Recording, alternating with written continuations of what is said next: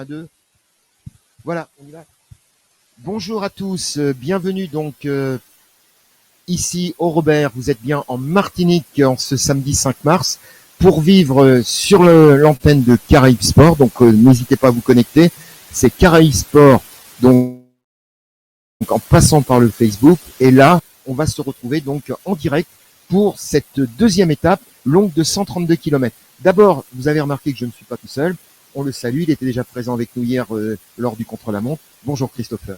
Bonjour à tous, aujourd'hui présent, toujours au même endroit, départ arrivé au Baril Robert devant forcément Lip Service Mac 2 Merci, qui justement est parrain de la manifestation. Donc on est là et on espère qu'on arrive au bon moment en direct. Voilà, Grand Prix Mac 2, donc on va le rappeler, qui a démarré hier par un contre-la-montre donc de 7 km 200 entre justement le Libre Service Merci, donc qui est enseigne Mac 2, et le sommet donc de la Chapelle Villarson. Et on peut dire hier qu'on a vécu, Christopher, une très très belle étape qui a tenu toutes ses promesses, un contre-la-montre qui a déjà montré que les meilleurs s'étaient positionnés à l'avant. Exact, c'est un contre-la-montre très sélectif qui nous a vraiment permis de, selon le classement d'hier, de voir que les gars sont bien en jambes, le classement a déjà bien pris forme et que les meilleurs sont au rendez-vous. Voilà, les meilleurs sont au rendez-vous. Alors, on va tout de suite en profiter pour rappeler, puisque le classement de l'étape d'hier, c'est le classement général au départ de cette deuxième étape.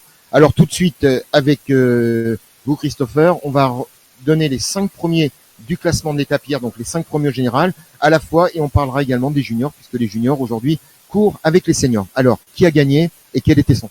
Exactement, hier, la victoire, forcément, Gerd Kivestik, donc l'Estonien du Team Crédit Mutuel Garage premier qui remporte l'étape devant Josué Hotbo, un point junior, donc premier junior, Josué Hotbo, seulement à 3 secondes du vainqueur. Donc ça veut dire que c'est un garçon qui a du potentiel et qui est présent. Norman Latouche, du CCV, justement, qui fait 3e à 23 secondes.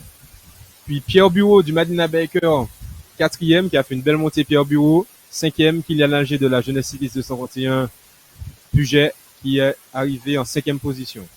Voilà donc pour le classement donc au départ de cette étape, donc 132 km. Et là donc les choses ont démarré aux alentours de 14 heures. Et on va se retrouver parce qu'on aperçoit nos premières images avec nos motos. Donc on rappellera qu'il y a 2 motos présentes sur le terrain. Donc 2 motos qui vont maintenant filmer la course quasiment dans leur intégralité. On va rappeler donc que nous sommes dans le 3e tour. On a démarré 2 tours avec un groupe que l'on découvre, un groupe d'une vingtaine d'unités. Et on peut dire que ce groupe s'est formé donc à l'amorce du 2e tour et qu'il y a du beau monde dans ce groupe. Alors Christopher, en parlant de ce groupe, il est important et on peut dire qu'il y a eu une belle bagarre jusqu'à présent. Qu'en est-il? Une belle bagarre. Là, on aperçoit le groupe, justement, ce qu'on va appeler le peloton du jonc, avec pas mal de coureurs juniors, dont Josué Hotbo, justement, qui est dans ce groupe, avec tous les juniors de la Jeunesse Cycliste 221 également, Rizal Steven, le 2e Estonian Féroce également, Hatz, qui est présent, et pas mal d'autres coureurs du peloton, qui sont là, justement, dans la petite montée de Rinoir, avant d'aller à Chopot. Voilà donc avant d'attaquer Chopot, voilà ce groupe de tête donc avec, on le reconnaît, Kivitsky et son dossard 54 au marquage, eh bien les coureurs de la JC 231 avec Kevin Alger qui est là bien placé. On voit Norman Latouche également sur le côté droit de la route qui est là donc qui est 3e au classement général. Et on notera également que dans ce groupe, eh bien figure bien sûr Michael Stanislas, il y a Cédric Eustache, il y a Marc Flavien, il y a Émile Demazy qui a fait une très belle course puisque, faut le savoir, au 2e tour, il a été piégé avec Kivitsky et Kivitsky est revenu à la fin du 2e tour et il a donc recollé dans ce peloton d'une vingtaine de coureurs. Et on voit que dans cette montée, pour l'instant, c'est une montée, je dirais, au train où pour l'instant, tout le monde se regarde. Exactement, statu quo. Il y a eu un début de course totalement fou puisque Kivitsky qui s'est fait piéger derrière avec les 8 premiers du classement qui étaient devant à l'échappée. Donc on a eu un Bill Demazy qui a été super costaud pour pouvoir rester avec lui. Voilà, donc on le détaille ce groupe, donc ils vont basculer. Michael Stanislas, on voit également donc le coureur donc du team Crédit Mutuel, le garage premier, Norman Latouche, très très bien positionné également. Pour l'instant, on est dans le tempo, on est à passer la mi-course, on est au kilomètre 71. On rappelle 132 km, 4 tours de circuit avant d'arriver tout à l'heure donc sur cette ligne droite donc place du Courbaril. Et en tout cas, il faut quand même souligner donc le premier du classement général est présent, mais que Josué Hotbo-Irina donc de la Pédale Pilotine Boucard a été piégé littéralement Donc malheureusement, il ne figure pas dans ce groupe de tête. Norman Latouche, qui a été aussi très incisif et qui a bien géré son effort, est en 3e position au général à 23 secondes. Mais on notera malheureusement qu'à la fin du premier tour, Pierre Bureau du Madina Bikers est malheureusement a chuté juste lorsqu'on a quitté la route nationale 1. Une chute qui semblait sans gravité, mais pour l'instant, il ne fait pas partie de ce groupe de tête. Quant à Kylian Alger, il est là. On a vu également donc le 6e du général Christopher Hippolyte en difficulté. Il faut souligner qu'il a eu visiblement dans Augrain au premier tour une crevaison, on peut dire au plus mauvais moment, au moment où je dirais la course commençait à se dessiner. Marc Flavien Inamovic, 7e au général, il est là. Stanislas, 8e au général, il est là. Et puis n'oublions pas notre Edwin Nubul qui est là, 9e, qui est présent. Cédric Eustache également est présent. Mais pour l'instant, les deux grands battus du jour, c'est donc Audebourg et malheureusement Pierre Bureau qui surchute. Malheureusement, s'est retrouvé à l'arrière. A-t-il abandonné? On ne l'a pas vu. Voilà, on retrouve ce groupe donc sur les images dans le parc de la Semère. On voit là donc ce groupe pour l'instant qui est homogène, qui roule. On est dans un vent plutôt défavorable pour l'instant, mais en tout cas pour l'instant ce groupe a fière allure, il roule et pour l'instant eh bien c'est encore un petit round d'observation, mais les choses sérieuses avec Chopot, 3e ascension, ça risque de commencer à être sérieux. On rappellera simplement que le dernier écart qu'on nous a donné, qu'on a nous-mêmes fait sur la route, eh bien, était, avant ce passage d'Augrain, on était du côté de Brasserie-Lorraine, il était de 3 minutes d'avance sur les échappés, sur le reste du peloton. Notez qu'étaient intercalés, donc 2 coureurs intercalés qui étaient juste en arrière. Donc il y avait Anthony Roselli, donc qui était là, mais bon, pas dangereux au classement général. Et on notait également que du côté du Madina Bikers, on avait intercalé donc Boris, Gros, Elisabeth, voilà, qui était pointé à environ 2 minutes et 30 secondes. Là, on revoit donc ce groupe. On notera également que le CD est bien représenté.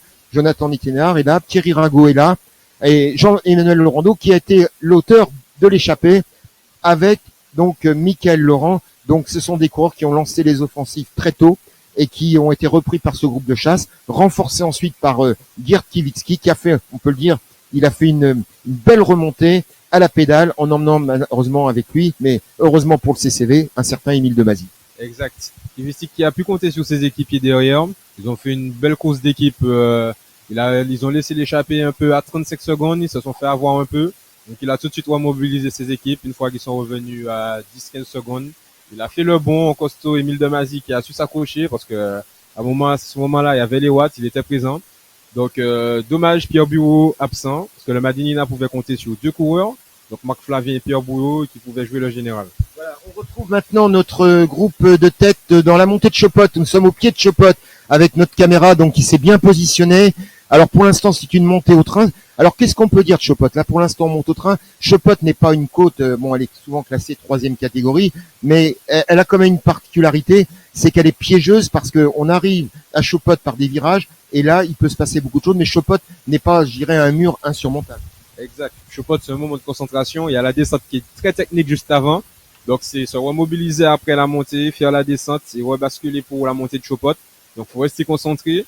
C'est pas une montée qui est classée comme super difficile, mais attention à la répétition. La répétition, on rappelle, 3e ascension, il y aura encore une ascension de Chopot.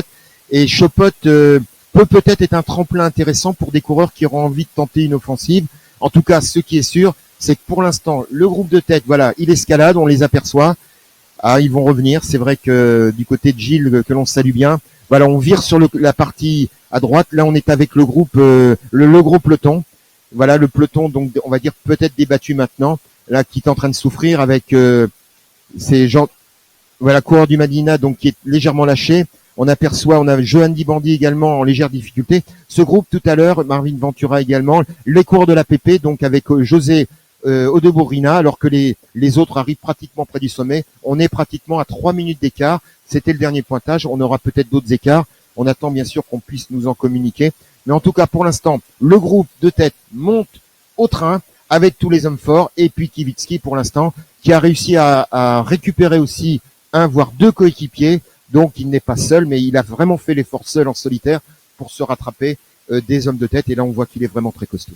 Exact. Mais forcément, que lorsqu'il est entré dans l'échappée, il y a eu un moment de temps mort, un moment de flottement, ce qui a permis à ses 2 coéquipiers de rentrer du coup dans l'échappée. Donc voilà, 3 coureurs de la GC, 3 coureurs du team Crédit Mutuel Garage premier. J'ai vu 2 aussi, Ismaël Denara qui a collé le groupe de devant avec Marc Flavien. Donc nul doute que dans les prochains kilomètres, il y aura de la bagarre. pas 3 coureurs de l'ECD également, avec Jonathan Etiennard, Thierry Rago et Jean-Emmanuel Laurando. Là, on aperçoit c'est Olivier Rago. Olivier Rago qui fait une course intéressante parce que lorsque le peloton de la pédale d'or ne roulait pas, eh bien c'est lui qui mettait du rythme. Alors est-ce qu'il remet du rythme en ce moment? On va le savoir, mais on connaît les qualités de grimpeur d'Olivier. Là, il est en reprise, mais tout à l'heure, on l'a bien vu dans le deuxième tour. C'est lui qui mettait. Voilà le sommet maintenant avec Michael Stanislas qui passe en tête. On a vu Émile Demazy sur le côté gauche de la route. Pour l'instant, ils ont basculé au sommet. On n'a pas eu le temps de déclencher les chronos. Mais en tout cas, le groupe est passé groupé. On fonce dans la descente et on va maintenant vers le François. En tout cas, ce qui est sûr, la course maintenant, la course est claire et carrée. Une vingtaine de coureurs devant, on en a compté 23. Derrière, 2 coureurs intercalés et le peloton donc qui était pointé tout à l'heure à 3 minutes. Voilà, ils sont maintenant dans la descente avec Fermant la marche. C'est Émile Demazy, bientôt 45 ans, il est exceptionnel. Hein, on peut le dire, Émile Demazy, plus de 30 ans de carrière, il est là et il court juste et il court vraiment encore comme un champion. Exact. Toujours un champion, de toute façon, reste un champion. Il sait courir, il a l'expérience. Il a aussi avec lui un costaud parce que dans Man-la-Touche, c'est le 4e de la classique des Alpes quand il était junior, c'est qu'il y a une course UCI internationale, donc ça veut dire qu'il est costaud. Voilà, on les aperçoit, donc c'est un peloton qui descend bien sûr en file indienne avec Émile Demazy qui est en queue de distribution. Il a besoin de récupérer Émile parce qu'il sait qu'il y a encore beaucoup de kilomètres et il sait que les descentes c'est un moment où il faut se ravitailler, c'est un moment où chacun, je dirais, récupère un petit peu si tant est qu'on puisse récupérer à ce niveau de la course. Mais en tout cas, la course est bien lancée. Maintenant, il est clair que ce sera difficile pour le groupe des battus de revenir parce que derrière on avait bien vu qu'il y avait une mésentente. Et là,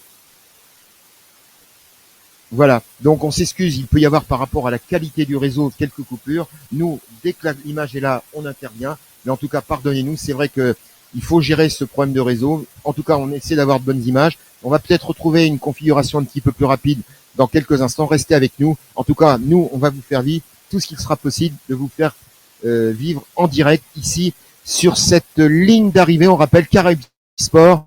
Si vous avez envie de suivre notre transmission et que vos amis, vous souhaitez que vos amis partagent, eh bien, dites-leur, vous leur envoyez un petit message, Caraïbes Sport par Facebook, et vous serez dans le plus complet direct jusqu'à l'arrivée. On aura même des interviews à l'arrivée avec votre serviteur. Et il m'a dit, on le retrouve, ah là là, on est encore dans la descente.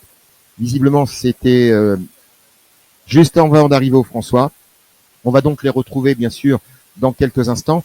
Mais on peut dire que maintenant, est-ce qu'on va vers une course plutôt offensive ou est-ce que le groupe de tête, sûrement informé des 3 minutes d'avance, va tenter, je dirais, de gérer. Là, voilà, on revoit ce groupe et il revient, il s'en va aussi vite qu'il est revenu. Il va revenir, vous inquiétez pas. On est en train de, voilà, on joue un petit peu en ce moment avec le réseau. Mais en tout cas, oui, est-ce que le groupe a intérêt à être offensif, sachant qu'il a 3 minutes d'avance, ou est-ce qu'il a intérêt à être défensif, en sachant que derrière, il peut y avoir peut-être non pas des retours, mais si on se regarde trop, ça peut être dangereux aussi pour certains. Si on se regarde trop, ça peut être que positif pour Gert, hein, parce que lui, il a quand même 30 secondes d'avance sur ses poursuivants. Au Jeux de Bourg, qui était à 3 secondes, et déjà à plus de 3 minutes derrière. Donc, si les hommes veulent gagner, il faudra rendre la course mouvementée, parce que ça va en faveur de Gert Kiviski. Voilà, donc Gert Kiviski a plutôt intérêt à ce que les choses se passent normalement, tranquillement. Pour l'instant, il n'est pas trop attaqué, c'est même lui d'ailleurs. Alors que là, c'est le peloton, donc à mon avis, il a un groupe de contre avec, voilà, des juniors avec Steven Rizal, Olivier Rago, à la bascule de Chopot. Je reconnais aussi Johan, le jeune coureur qui est vice-champion junior de la pédale d'or Joséphine, donc avec Olivier Rago qui joue un vrai rôle de capitaine de route. En tout cas, pour l'instant, ça c'est le groupe, donc à mon avis, de contre qui est positionné, donc intercalé entre le groupe de tête et le peloton. Il était pointé tout à l'heure à environ 2 minutes et 45 secondes. À mon avis, quand on regarde les écarts, ça a dû bien augmenter. Ah oui, ça a dû bien augmenter, puisqu'il y a peut-être 3 minutes de cela, ils étaient déjà au rond-point du François. Donc ça veut dire qu'il y a l'écart a encore augmenté. Il y a beaucoup de vent, donc nul doute que cet écart-là va encore augmenter pour la fin de course. Voilà, en tout cas, les choses sont claires. Un groupe d'une vingtaine d'hommes groupés au sommet de Chopot qui bascule au François, donc on va revenir maintenant vers le Lamentin. Derrière, 4 coureurs donc qui chassent en chasse-patate. On n'oublie pas qu'il y en avait 2 autres, bon, on les a pas encore vus à l'écran, à savoir donc le dossard numéro 4, Anthony Roselli, qui était pointé à 2,40 et Boris Gros-Elisabeth. Et là, dans la descente, eh bien, pour l'instant, on est avec les 4 coureurs, les 2 Joséphins. Voilà, Johan Barou, je cherchais tout à l'heure son nom, le vice-champion et les deux coureurs donc son coéquipier donc Olivier Rago et les deux autres coureurs. Que va-t-il se passer? Ce groupe donc va-t-il être repris par le gros du peloton? Mais pour l'instant, le groupe de tête caracole en tête, pas d'attaque. On est dans le troisième tour. Attention, on va retourner vers Lamentin et il faudra jouer aussi, mon cher Christopher, avec le vent qui va jouer son rôle parce que lorsqu'ils vont récupérer avant le parcours avant la brasserie Lorraine, eh bien ça va être compliqué. Et entre la brasserie Lorraine et Augrin, il y a du vent de côté et là aussi ça peut faire quelques dégâts. Ah oui, ça va faire beaucoup de dégâts. Ça, là, on a pu observer ça, parce que l'échappée, la première échappée est réellement sortie justement à la faveur de ce vent de face qui a calmé un peu tout le monde. Donc, on nul doute que ce sera compliqué de rester tel quel pour cette étape. Voilà, et on sait que Mickaël Laurent est un adepte de la course tactique. C'est un coureur qui a vraiment, comme on dit, beaucoup de métiers. Donc, il sait attaquer au bon moment. Et Lionel Laurando, c'est un bon coureur qui sent bien les coups et qui a su partir au bon moment. En tout cas, ce sont eux qui ont été les deux premiers gros animateurs avec tous les ténors du peloton qui ont réagi très vite et Kivitski qui a su sans éviter parce qu'on a craint à un moment donné qu'il soit piégé. Il a su réagir. Voilà, on retrouve peut-être le groupe de tête. Voilà, au François, on est voilà, donc voilà, juste avant. Donc là, notre moto s'est arrêtée pour les voir passer. Donc voilà, on va les voir maintenant passer devant nous. Donc c'est les 4 coureurs, c'est notre moto 2 qui est là pour l'instant derrière et le peloton. Donc ce qui reste du peloton avec José Odebourina qui pour l'instant tente de revenir sur les 4 coureurs intercalés. Et là encore une autre partie du peloton qui va passer également. Donc un peloton qui s'est bien morcelé, ce qui prouve, mon cher Christopher, qu'il n'y a pas une grosse entente dans ce peloton, on va dire entre guillemets, de battus. Exact. Ben justement, ils ont compris que c'est le peloton des battus. Donc du coup, c'est devant que ça doit réagir par rapport à Kivitski qui est toujours dans son fauteuil et dans son fauteuil avec un très gros groupe parce qu'ils sont une vingtaine de coureurs devant. Donc, on va retrouver les images dans quelques instants, ce qui va nous permettre aussi de remercier les partenaires. Donc, Mac Dieu merci, Autobam, qui est avec nous aussi depuis cette année, Puget qui nous a rejoint, Puget, Mérine, forcément, SARL et Mylène, donc les entreprises aussi du Robert qui sont avec les équipes Robertine, Martinique Sick, côté équipement, qui nous donne un gros love, comme on dit. Et voilà, les images reviennent un peu. Alors là, nous sommes avec Jimmy Boone de la lycée 231, qui est aussi dans le groupe des battus à 3 minutes derrière. Ils sont au niveau du François. Voilà, nous on retrouve le groupe de tête, voilà, avec c'est donc l'équipe de Kivitski qui mène, voilà, donc qui mène et même Gerd Kivitski qui donne le tempo, qui donne le rythme, c'est-à-dire qu'il est le leader et c'est lui qui imprime le tempo dans ce peloton de tête. Donc coureur très costaud.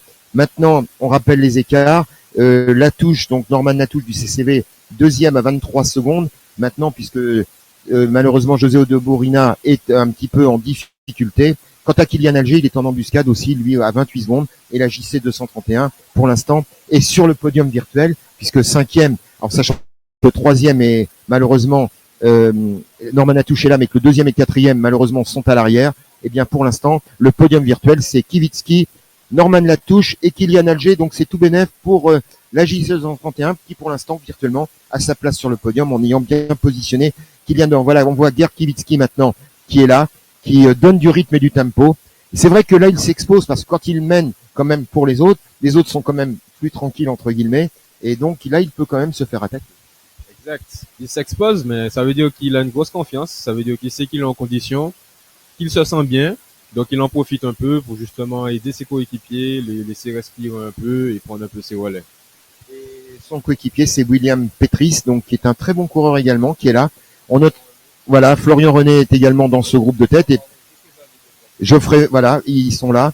Donc ça veut dire qu'il a quand même des équipiers, mais des équipiers qui, on sent que lorsqu'il y a de grosses accélérations, ça complique la tâche. Et quand on voit que son coéquipier estonien, le dossard numéro 55, eh bien, c'est, voilà, donc Ulima s'est retrouvé très vite en difficulté.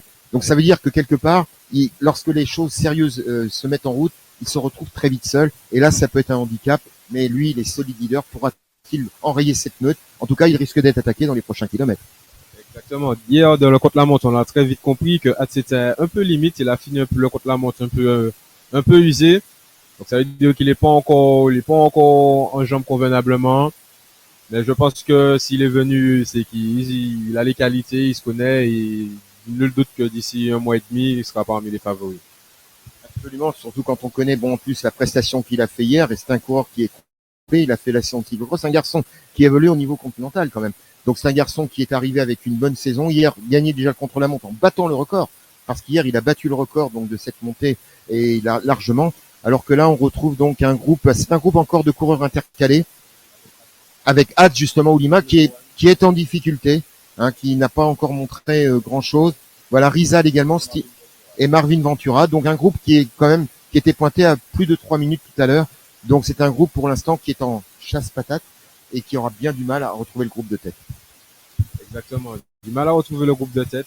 La course va commencer à devenir difficile. On est dans le 3e tour. Donc on va approcher des 100 km. Les jambes sont lourdes. Il y a eu les différentes ascensions d'Augrain, Sable Blanc, Chopotte, les toboggans de Bois Rouge. Donc nul doute que ce sera un peu difficile. Donc vous voyez, les conditions sont un peu difficiles aujourd'hui, les conditions climatiques. Donc avoir les images, ça peut être un peu compliqué. Donc pardonnez-nous pour ça. On a essayé d'innover un peu cette année, de montrer un peu les images, de changer un peu. La radio c'est bien, avoir les images c'est encore mieux. Tout le monde ne peut pas se déplacer, donc on essaie de vous faire en profiter. Voilà, on la retrouve cette image maintenant avec un groupe à très vite malheureusement déconnecté. On sait que du côté du François, on a souvent des problèmes de réseau et pour avoir bien longtemps vécu les problèmes radio, dans cette zone, on est parfois très en difficulté. Voilà le groupe de tête maintenant. Il apparaît. Et 2 coureurs donc que l'on aperçoit maintenant. Voilà, Michael Stanislas, il a raison, qui s'est détaché. Donc c'est un duo qui s'est formé à l'avant. Alors on sait que Michael est passé à l'offensive. En tout cas, on l'a vu en tête avec un autre coureur. Qui est-il? On le saura dans quelques instants. Mais en tout cas, Michael Stanislas qui veut retrouver sa bonne condition physique. On va se diriger vers 4 croisés ou du côté de Fondor là maintenant.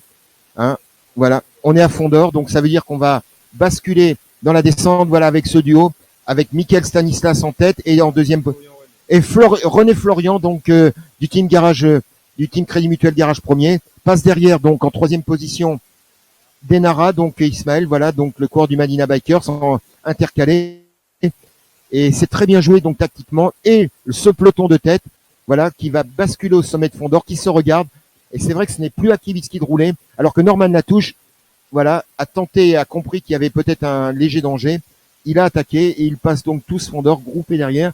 Mais le fait d'avoir René Florian, ça va soulager Geerts Kivitsky qui maintenant va laisser un petit peu les autres faire, sachant que Michael Stanislas 9e au général est pointé quand même pointé donc à peine 1 minute. Et Michael Laurent voilà qui est en queue. Donc ça veut dire que Michael Stanislas joue une opportunité en espérant derrière que le peloton se relève. Exact.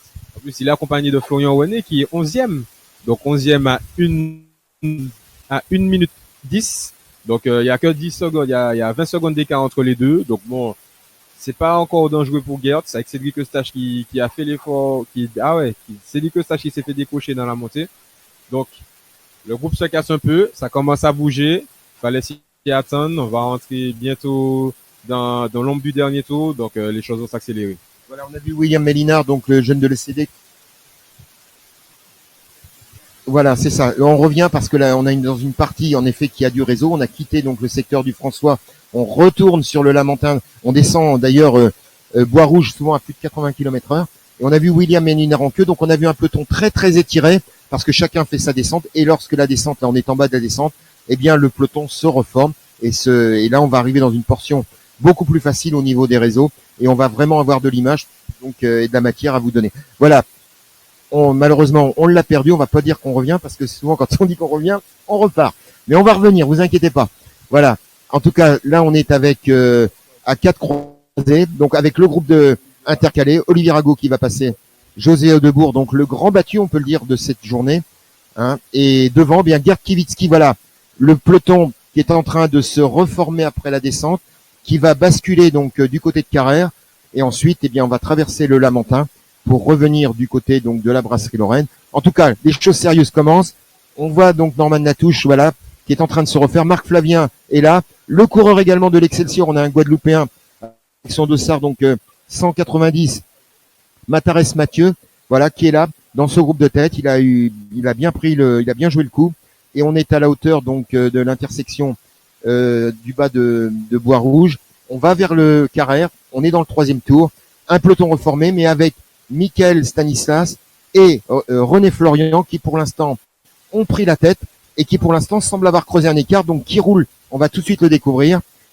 Et pour l'instant, le Madina est au travail avec Marc Flavien qui est 7e au général, donc qui a compris que Stanislas était pour l'instant en train de lui voler et de remonter au classement général. Bien sûr, tout cela virtuellement. Voilà ce que l'on peut dire pour l'instant en queue de distribution. On voit Émile Demazy à l'aise, Émile Demazy. Il est à l'aise devant. Voilà William Petris qui a réussi à recoller au peloton. On sent que là c'est plus compliqué. On dodeline des épaules. On aperçoit Norman Latouche également. Voilà très très bon Valentino également. Voilà, on voit donc que tout ce peloton emmené par le Guadeloupéen. Voilà, donc de l'Excelsior, de Dossard 190, il est là. Mathieu, donc, est, voilà, une 18e. Donc, ça veut dire qu'il a aussi un coup à jouer. Il peut espérer remonter dans le top 10. Il sait qu'il est embarqué dans la bonne échappée parce qu'on a compris que derrière, vous avez vu les écarts avec les autres. Mais en tout cas, ce qui est sûr, la course est lancée. Rien n'est joué. Tout reste à faire. Ah oui, rien n'est joué. Tout reste à faire, justement. C'est ce qui s'est passé. Ça a bougé pas mal.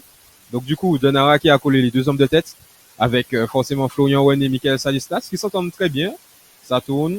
Là, ils vont entrer dans une petite portion vent de dos où ça ira très vite.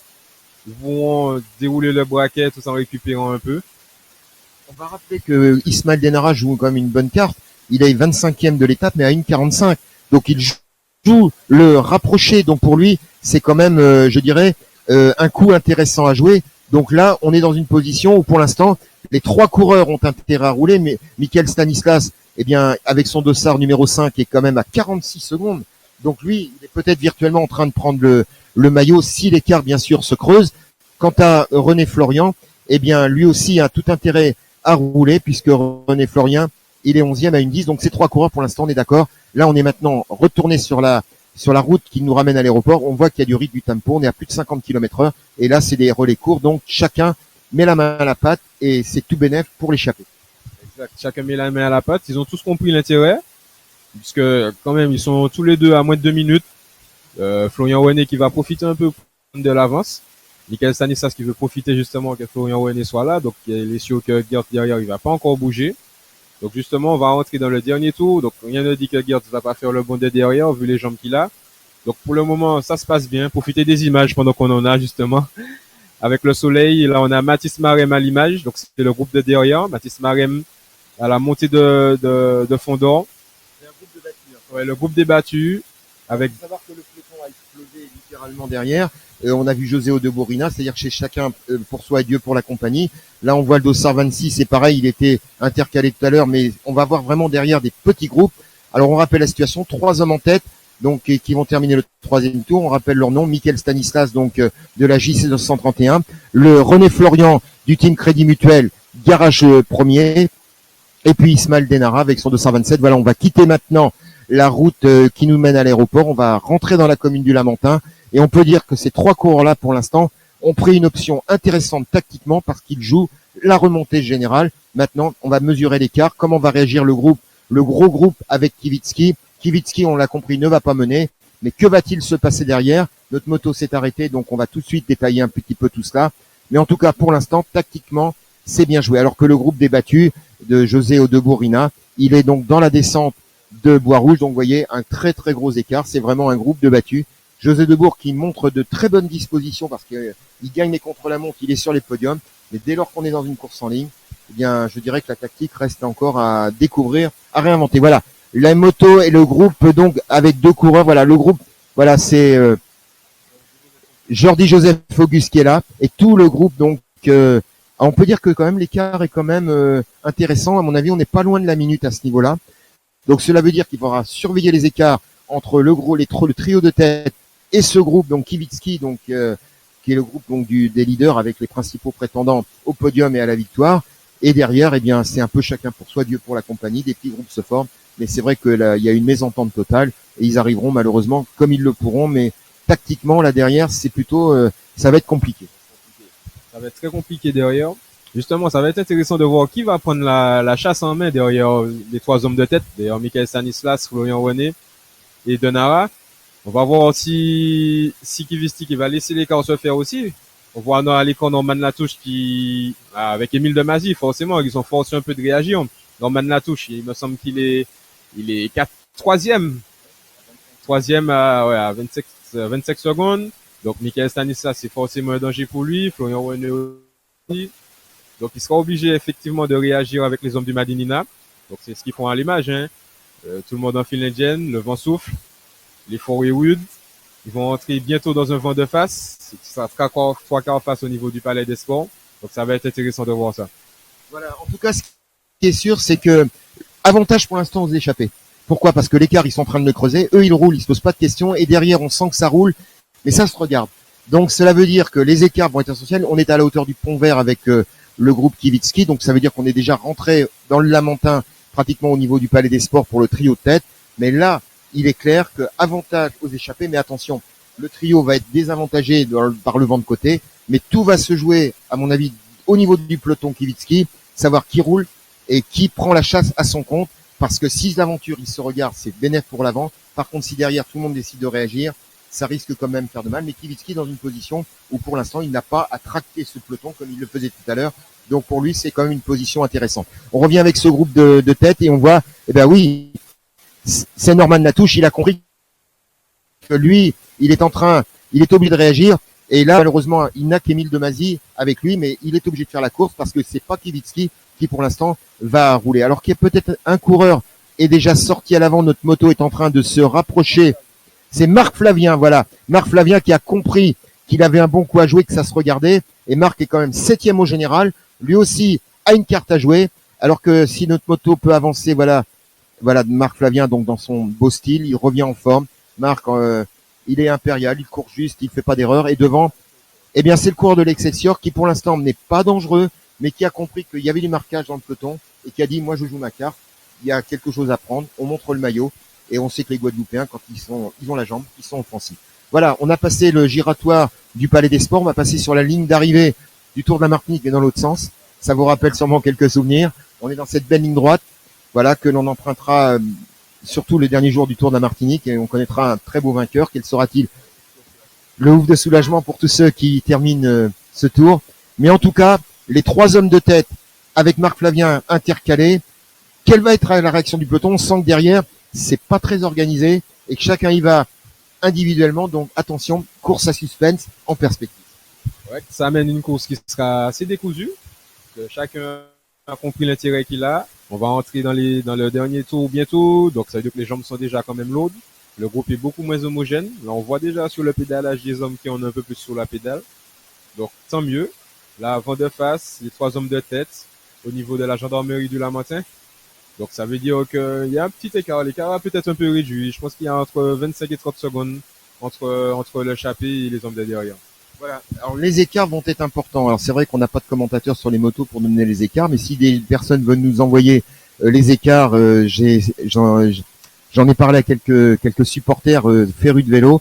Donc n'hésitez pas à nous envoyer des écarts en nous disant à quel endroit vous avez relevé l'écart, parce que là ça va être déterminant. Voilà, on revoit ce trio de tête. On le revoit donc avec René Florian, donc du team Crédit Mutuel Garage Premier, Ismaël Denara, très bon rouleur, Ismaël, 3e du championnat de la Martinique du côté du François. Il était à côté de vous, mon cher Christopher, qui avait terminé 2e, et votre leader, puisque vous êtes vous de la JC 231, il est là. Comment vous le trouvez, Michael Stanislas? On a l'impression que là, aujourd'hui, il est dans un jour où il a envie de faire quelque chose. Ouais, surtout qu'il a beaucoup subi au début de saison, puisqu'il a repris l'entraînement assez tard. Donc là, je pense qu'il a envie de bien faire. Je le sens assez à l'aise pour le moment. Il est dans le bon coup. Donc, je pense que les partenaires de la JC 231 seront peut-être contents à l'arrivée.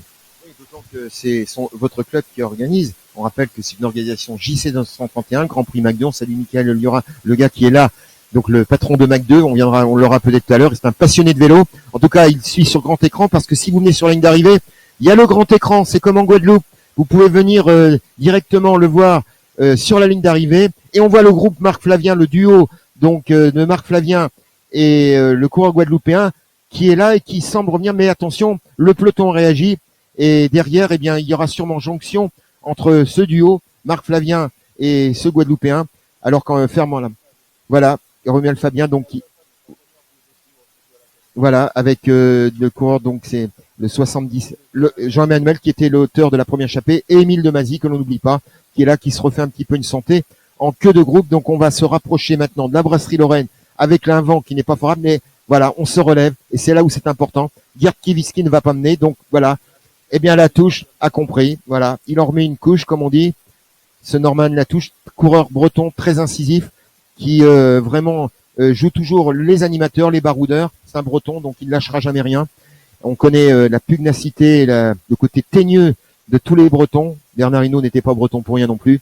Et là, en queue de peloton, eh bien, Émile de Mazy, lui, pour l'instant, il laisse Norman faire ses affaires. Et au besoin, s'il y a besoin d'un coup de main, il saura donner ce bon coup de main. Alors qu'on se rapproche maintenant de la brasserie Lorraine, on voit vraiment ce groupe en file indienne parce qu'on a le vent de face. Donc chacun, eh bien, cherche l'abri, hein, mon cher.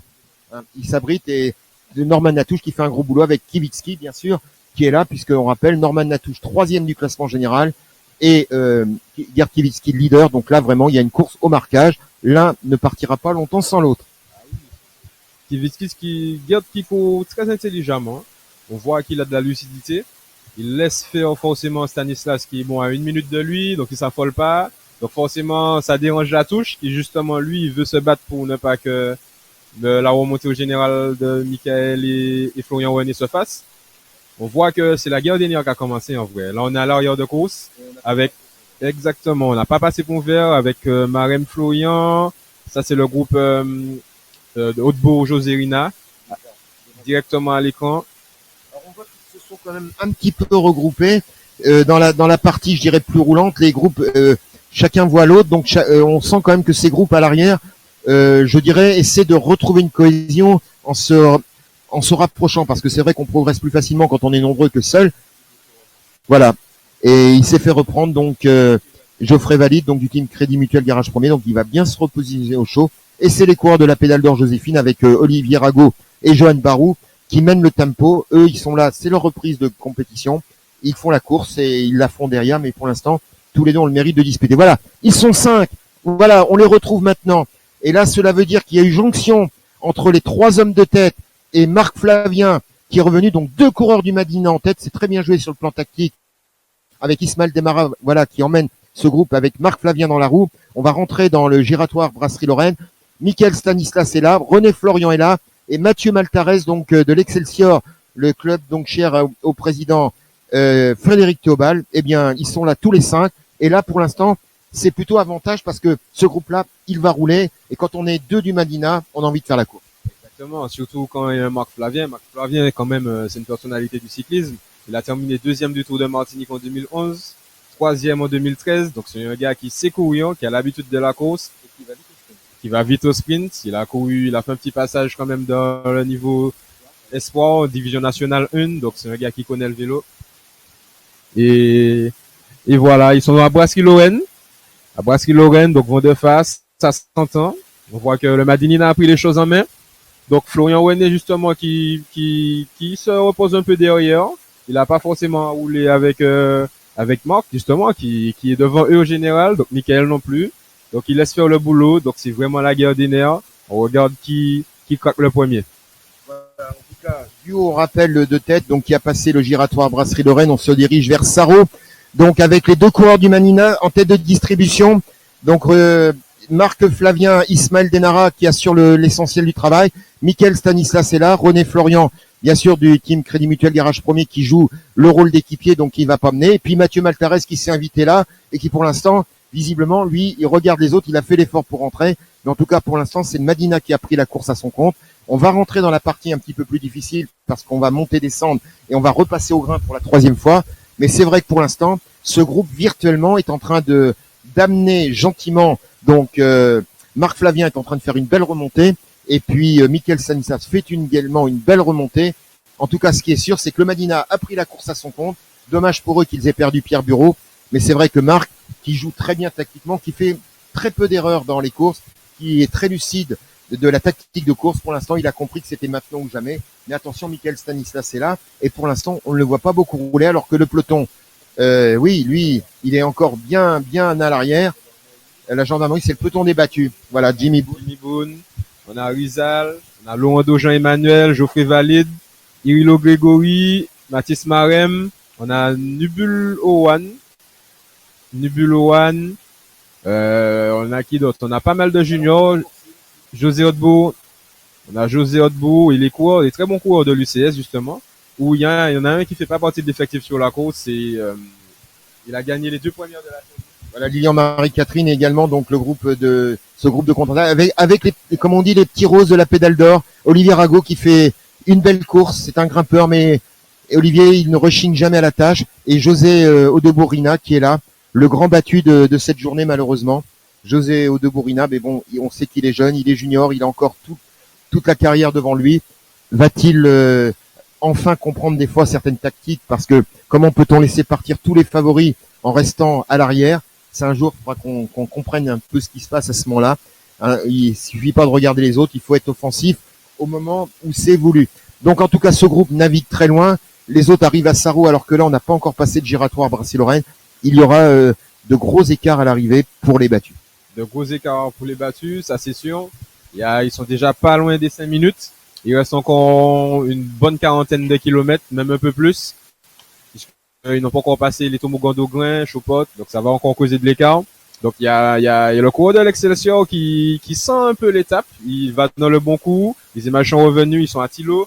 Voilà, avec donc le groupe, donc le gros du peloton derrière les 5 hommes de tête. Eux, ils ont passé donc Thilo, donc cela veut dire que les autres ont passé Pelletier et vont bientôt escalader Augrain. Donc cela veut dire que la situation est claire maintenant. 5 coureurs en tête, un groupe donc de contre d'une quinzaine d'hommes.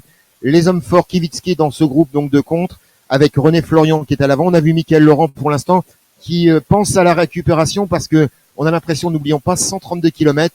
Attention, il reste encore un tour. On escalade pour la 3e fois au grain. Il restera ensuite, on est encore à plus de 40 km de l'arrivée. Donc pratiquement plus d'une heure de course. Ça va faire mal dans les jambes. Donc attention, il va encore se passer beaucoup de choses. Ah oui, il reste encore une heure de course. Et quelle une heure? Parce qu'à un moment, la guerre va se déclarer. Tout le monde veut gagner. Donc, les places sont chères sur le podium. Donc, ils vont se découvrir et nul doute que le dernier tour sera très, très difficile pour certains. Qu'est-ce qui va être le plus important alors qu'on regarde sur notre grand écran? Vous pouvez venir, on rappelle à tous ceux qui sont sur le parcours ou qui veulent venir à l'arrivée, vous avez en plein écran, vous pouvez vivre en direct la retransmission sur Caraïbes Sport. Donc, c'est une grande première en cyclisme en Martinique avec Caraïbes Sport. Hier, nous étions sur le contre-la-montre. Aujourd'hui, nous sommes là avec les hommes de tête, avec le peloton, avec les coureurs échappés. Nos 2 motos ont pris maintenant leur marque. Si les réseaux ne nous font pas défaut, eh bien, nul doute que ce Grand Prix MAC 2 sera une belle réussite sportive et un très beau spectacle à l'arrivée tout à l'heure lorsqu'ils déboucheront ici devant le libre-service. Merci. Donc, une belle ligne droite de 500 mètres qui va favoriser les sprinteurs. Pour l'instant, on revient avec Gerd Kivitsky. Voilà, il est là. Il a passé donc lui aussi le giratoire de Thilo. Et là, on va donc descendre maintenant pour rattraper donc Augrain. Gerd Kivitsky qui tracte le peloton, qui a compris que Marc Flavien, lui, est un gros danger pour lui. Voilà. Et Florian René. Voilà, Michael Stanislas, il y a eu jonction. Mais devant, le groupe est complet. Ça veut dire que l'échappée est terminée. Voilà. Et tout est à refaire. Donc, une vingtaine d'hommes maintenant. Tout est à refaire. René Florian est rentré. Et là, maintenant, c'est le round d'observation. Avant la montée d'Augrain, à mon avis, il va se passer des choses. Les choses sérieuses vont commencer. Donc, la jonction ne va pas faciliter les choses.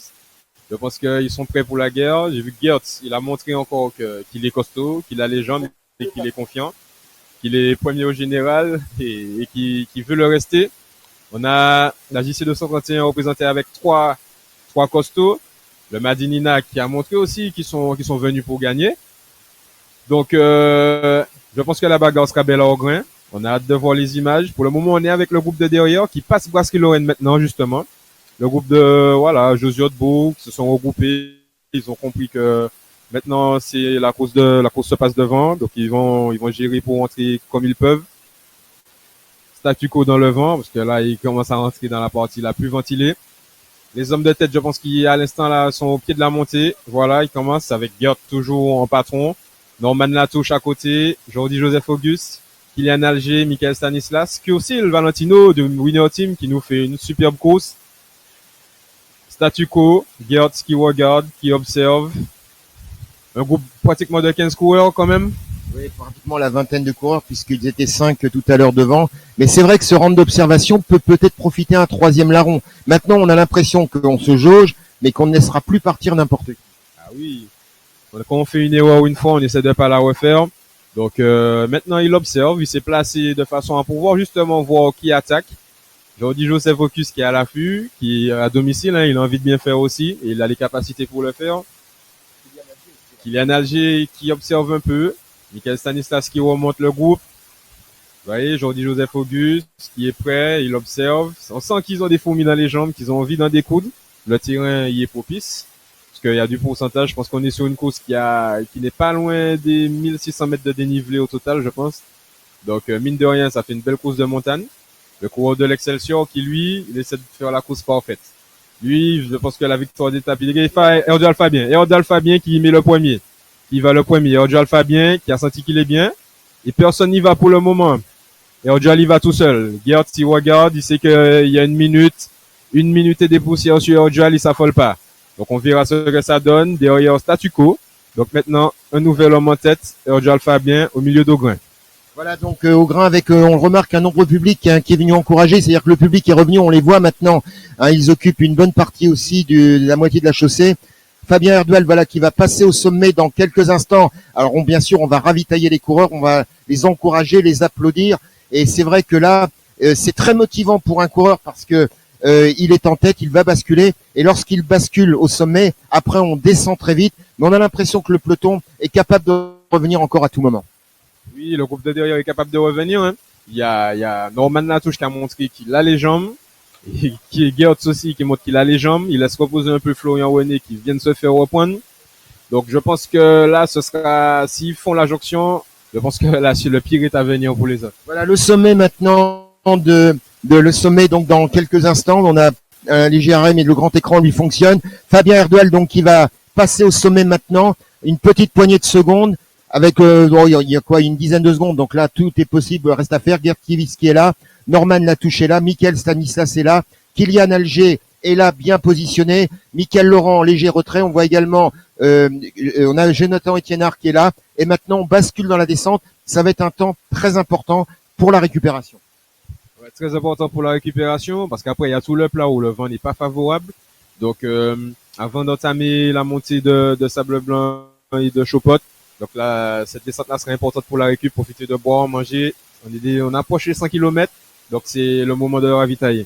Voilà, le moment de ravitailler, c'est pour éviter bien sûr les fringales. Et on rappelle que dans cette descente, on rappelle que Pierre Bureau, alors que le groupe de tête, voilà, passe avec Gerd Kivitski, donc avec Michael Stanislas, Jordi Joseph Auguste est là, Norman Latouche est là également, Valentino Coursil qui a vraiment fait une très très belle course. On l'avait vu en VTT. Et là, bon, on se retourne, on se regarde, on se jauge, on va plonger dans la descente, on va mettre tout à droite. Le virage qui nous ramène au Robert a vu malheureusement, il y a eu la chute de Pierre Bureau, donc du Mania Bikers, qui malheureusement a dû peut-être abandonner. Enfin, en tout cas, il était plus positionné à l'avant. Donc, pour l'instant, les hommes forts sont là. Un homme en tête, Fabien Erdal, derrière Gerd Kivitski, le Michael Stanislas est là, Jordi Joseph Auguste, Marc Flavien qui était échappé est là. Et pour l'instant, eh bien, on est obligé de le redire. Peloton en file indienne. On va rentrer dans le Robert. On va boucler le 3e tour avant d'attaquer donc le 4e et dernier tour. Il restera donc 33 km donc à effectuer. Et comme on le dit, je suis obligé de le rappeler, tout est possible, mais enfin rien n'est fait, tout reste à faire. Tout reste vraiment à faire.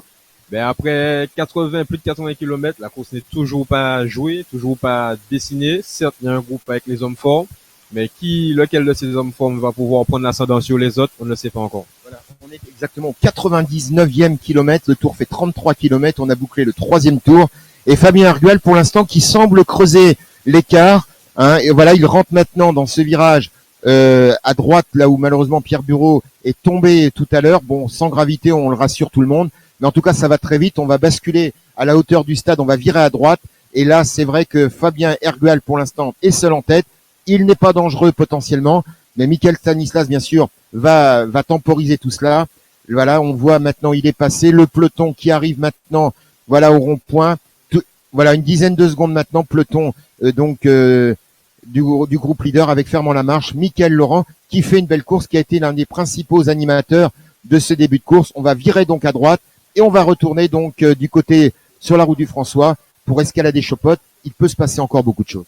Il peut se passer encore beaucoup de choses. On a vu Florian René qui est revenu et qui a recommencé à passer les relais. Donc Gerd qui gère sa course tranquillement.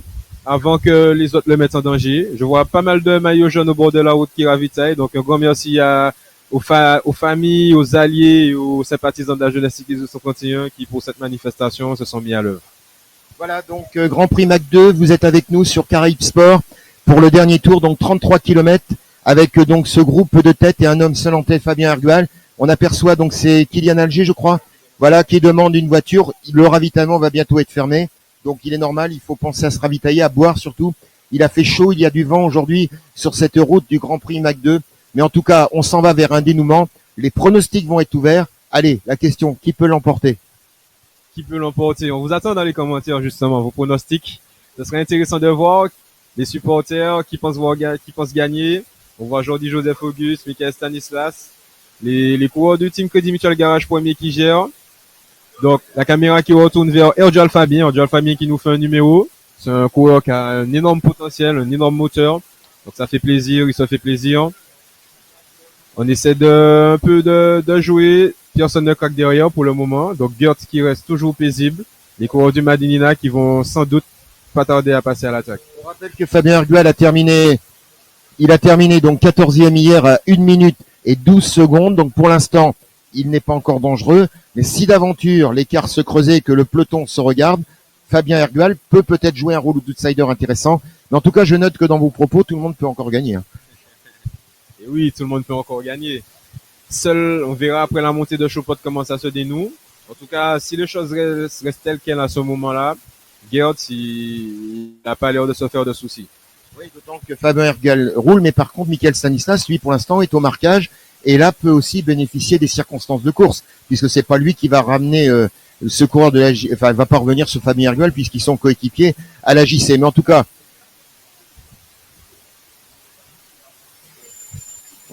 voilà donc Fabien Ergual qui roule pour l'instant le long du front de mer. On est pour l'instant à 2 km à la sortie du Robert. Ils vont donc arriver du côté de la zone. Pour l'instant, ils roulent très bien, les mains en bas du guidon. Un braquet qui est de combien? 53-12, 53-13 à mon avis, ou alors peut-être 14-15 dents. Ouais, je pense qu'il est 53-15. Il a un braquet assez slow, il tourne les jambes. Il gère son effort tout seul avec un vent défavorable. C'est pas toujours facile, surtout après 90 km. Donc il essaie de gérer son écart avant de commencer la montée. Voilà, il est quand même raide au niveau de ses bras. Il a pas une position très aérodynamique. Il est quand même bien droit sur son vélo. Donc ça veut dire qu'il prend quand même beaucoup de vent. Exactement. C'est un coureur qui est assez rigide sur le haut du corps. Donc, mais ça n'a pas l'air de le gêner sur le pédalage en tout cas. En tout cas, il a une pédalée très efficace, très souple, très fluide. C'est ce qui est important. L'important, c'est l'efficacité. Alors qu'il est passé à la hauteur du radar, on a la caméra qui se retourne et on va donc voir tout de suite à quel moment ils vont passer. Il me semblerait que l'écart est en train peut-être d'augmenter en faveur de Fabien Ergual. On rappelle 1 minute 10, voilà le groupe de contre qui arrive, mais l'écart a augmenté. À mon avis, il a plus que doublé. Oui, l'écart a bien doublé. On voit que Team Crédit Mutuel Garage premier s'affole pas. La JC 221 qui est au deuxième rideau, forcément, puisqu'il y a Fabien qui est tout seul devant. Michael qui sort des voitures. Michael Laurent aussi qui profite pour se refaire la cerise. Donc là, on a le coureur de l'ECD qui demande la voiture également avant la montée. C'est important, parce que une fois qu'on a laissé le plat là pour se ravitailler, ce sera compliqué. Ouais, alors le temps de ravitaillement, c'est un temps obligatoire parce qu'on rappelle que le ravitaillement sera fermé dans quelques kilomètres. Donc là, ils sont dans la zone de ravitaillement. Mais on a l'impression que c'est encore un round d'observation avant les choses sérieuses et que Chopot risque encore de jouer un rôle intéressant. Exactement. Chopot risque d'être notre juge de paix, en espérant qu'il passe à l'action. Parce que bon, faut quand même, le spectacle est beau, mais il peut être encore plus beau. Donc on verra bien après la partie ravito. Et en sachant que la partie avant Chopot, qui est très sinueuse et très virageuse, va bénéficier à l'échappée. Pourquoi? Parce qu'il ne va pas être vu par les coureurs donc du groupe leader. Donc cela veut dire que pour l'instant, Fabien Ergual mène la danse, il creuse l'écart. Derrière, seul Kivitsky qui, on voit mener la danse, eh bien, assure l'essentiel du tempo. Mais attention, il peut s'exposer à un contre et ça peut faire mal. Exactement, surtout en sachant que Fabien Ergual, il va entrer dans son terrain, parce que c'est un garçon qui aime la montagne, il a les qualités pour la montagne. Il sera plus vu. Donc, nul doute que l'écart, si ça reste tel quel à Chopot, ça va augmenter au fur et à mesure. Voilà, en tout cas, suspense total, rien n'est joué, tout reste à faire, on l'a dit. Pour l'instant, un homme en tête, Fabien Ergal de la JC 231, qui a dépassé donc le stade de la Semère. Nous sommes à 28 kilomètres de l'arrivée. Derrière, Gerd Kivitski, avec donc ses coéquipiers, mène la chasse. Derrière, les hommes dangereux sont là. Manque José Odebourina et manque également Pierre Bureau, qui malheureusement a été victime d'une chute. En tout cas, les hommes forts vont rentrer maintenant dans l'explication. Chopot se profile à l'horizon. Que va-t-il se passer? En tout cas, Fabien Ergal compte environ 24 secondes d'avance sur le groupe maillot jaune, enfin le groupe leader. Il n'y a pas de maillot de leader jaune, mais c'est vrai qu'on est tellement habitué à parler de maillot jaune. Mais en tout cas, Gerd Kivitski pour l'instant solide leader, et pour l'instant Fabien Ergal qui est seul face à lui-même et qui pour l'instant, eh bien, va tenter bien sûr. Pourra-t-il tenir? Mais c'est vrai que derrière dans le peloton, on va s'exciter, et peut-être dans la petite montée, lorsque l'on va virer à Sable Blanc, là aussi, on peut très vite, parce qu'on se rend compte que lorsque on met en route à l'arrière, eh bien, l'écart peut se réduire très très vite. Voilà, exactement. Donc j'en profite pour la petite échappée en solitaire avant les grandes hostilités de Fabien Ergal pour remercier les partenaires, Mac de Merci, les codes Blue Logistique qui sont avec nous, Autobam, Foya l'assurance qu'il faut pas oublier, Martinique Sic, Pluget, Super Lave, et encore une fois Blue Logistique qui fait beaucoup, et justement qui en est beaucoup pour cette manifestation. Voilà, et on n'oublie pas bien sûr Mac 2 avec Michael Oluga qui est là, qui est passionné de vélo et qui suit religieusement cette retransmission. Voilà Fabien Ergal maintenant qui va arriver à Sable Blanc. On sent que c'est compliqué. C'est compliqué. Il est là, il est dans l'effort, et j'ai peur pour lui qu'il paye dans quelques kilomètres ses efforts. Voilà, en fait, je me demande si c'est pas maintenant qu'il va pouvoir récupérer un peu, parce que seul dans le vent, sur la partie plate et avancée, c'est un peu compliqué. Maintenant, il est à l'abri, il est sur son terrain. On sent quand même que le pédalage est un peu moins fluide que tout à l'heure, donc nul doute que ça devient compliqué. Il y a du pourcentage. La petite montée de Sable Blanc, on n'en parle pas souvent, mais elle fait mal. Il y a pratiquement 16%. Avec le virage, justement, il y a plus de pourcentage où il va y arriver. Donc voilà, il le prend dans la partie la plus dure. Donc ça veut dire qu'il en a encore sous la pédale. Donc on a hâte de voir comment derrière ça réagit, pour voir si vraiment les hostilités vont se lancer à Chopot. Voilà, en tout cas, Sable Blanc est en train de s'escalader. Il va bientôt basculer au sommet. Là, on pense, il a bien réduit son braquet, il a mis les mains au haut du guidon. Il pense à la fois vitesse et puissance en même temps, perdre un minimum de temps. Il arrive maintenant au sommet. Là maintenant, il va falloir donc gérer la descente, donc tout de suite relancer, redescendre les dents vers le 12 dents. Et là derrière, eh bien notre moto s'est arrêtée, et on va tout de suite regarder qui arrive à l'arrière. Est-ce que d'autres coureurs vont s'extraire, ou est-ce qu'on se regarde? On est toujours dans le rang d'observation. En tout cas, lui, il a basculé dans la descente. Il va pouvoir penser à se ravitailler, mais l'écart pour l'instant a l'air de se maintenir, et c'est un peloton groupé qui se présente au sommet avec Norman Latouche qui est là. On voit Michael Sanis là, Jordi Joseph Augustella, Gerd Kivitski qui est là également. On peut dire pour l'instant, c'est statu quo, et un écart qui est passé à 28 secondes. 28 secondes. Kivitski qui s'affole pas, un homme tout seul devant. La JC 231 qui est en deuxième rideau. Nubul Edwin qu'on oublie souvent, mais qui est toujours dans les bons coups. Donc il sera à l'affût. Edwin qui sur le contre-la-montre, il a fini 9e, donc 50 secondes. Donc on voit vraiment qu'on a un groupe où encore rien n'est fait. Voilà, rien n'est fait, on a dit tout reste à faire. En tout cas, 28 secondes d'avance. On rappelle son écart au classement général, 1 minute et 10 secondes. Donc pour l'instant, Gerd Kivitski est toujours leader solide. Maintenant, on est dans la descente, on est dans ces lacets où l'homme de tête n'est pas vu du groupe de contre. On va attaquer Chopot dans, allez, on va dire un bon kilomètre maintenant. Alors que grosse circulation en face, il faudra faire très attention. Mais en tout cas, Fabien Ergal, seul en tête, derrière le groupe de contre. Que va-t-il se passer? Vont-ils jouer offensif et remettre Fabien Ergal à la raison? Vont-ils attendre en laissant, je dirais, Fabien Ergal pointer à 25 secondes, 30 secondes où il n'est pas dangereux, de manière à contrôler la situation? C'est pour l'instant le deuxième scénario qui est en train de se dessiner au moment où nous sommes dans la descente. Exactement. Au moment, la descente avant Chopot, très technique, statu quo. Donc, la montée de Chopot va nous peut-être sortir une belle image, on verra. Route sinueuse, un homme seul devant, un groupe derrière où les choses vont pas rester telles quelles. Tout le monde veut gagner, ça se sent. Le Madinina présent avec Denara et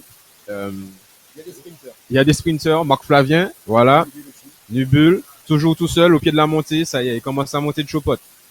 On sent le pédalage. Voilà, il a, comme on dit, il a remonté les dents, pédalé souple, certes, mais par contre, la tête dodeline un peu, les épaules commencent à se raidir, les bras un peu plus écartés, il se ravitaille, il a raison, mais pour l'instant, il aborde cette montée, mais je pense qu'il a déjà, comme on dit, perdu pas mal de jus. Exactement. Là, on va entrer encore, les amis, pardonnez-nous, dans la partie du circuit qui est un peu la moins couverte côté réseau. Donc, on profite des images parce qu'on va les perdre quelques fois, comme les tours précédents. Donc, toujours Fabien Ojal tout seul devant à Chopot, avec le groupe derrière, et Gert Kivitsik et Florian René qui mènent la danse. Voilà, il est là dans l'ascension maintenant, il a attaqué les premiers lacets. Alors là, donc il met du braquet, il met du rythme dans ce pied d'ascension qui n'est pas très très raide. Et pour l'instant, eh bien, Fabien Ergal se bat avec son vélo, se bat un petit peu avec le chronomètre, se bat également donc à 27 km de l'arrivée pour tenter donc peut-être de gagner en solitaire. Ça me paraît compliqué, mais en tout cas, il fait une belle course d'équipe pour son leader, Michael Stanislas. Voilà, il est là maintenant dans cette grosse ascension. Donc dans cette partie difficile, un peu plus virageuse, où le pourcentage est un petit peu plus relevé. On va dire qu'il est entre 9 et 10%.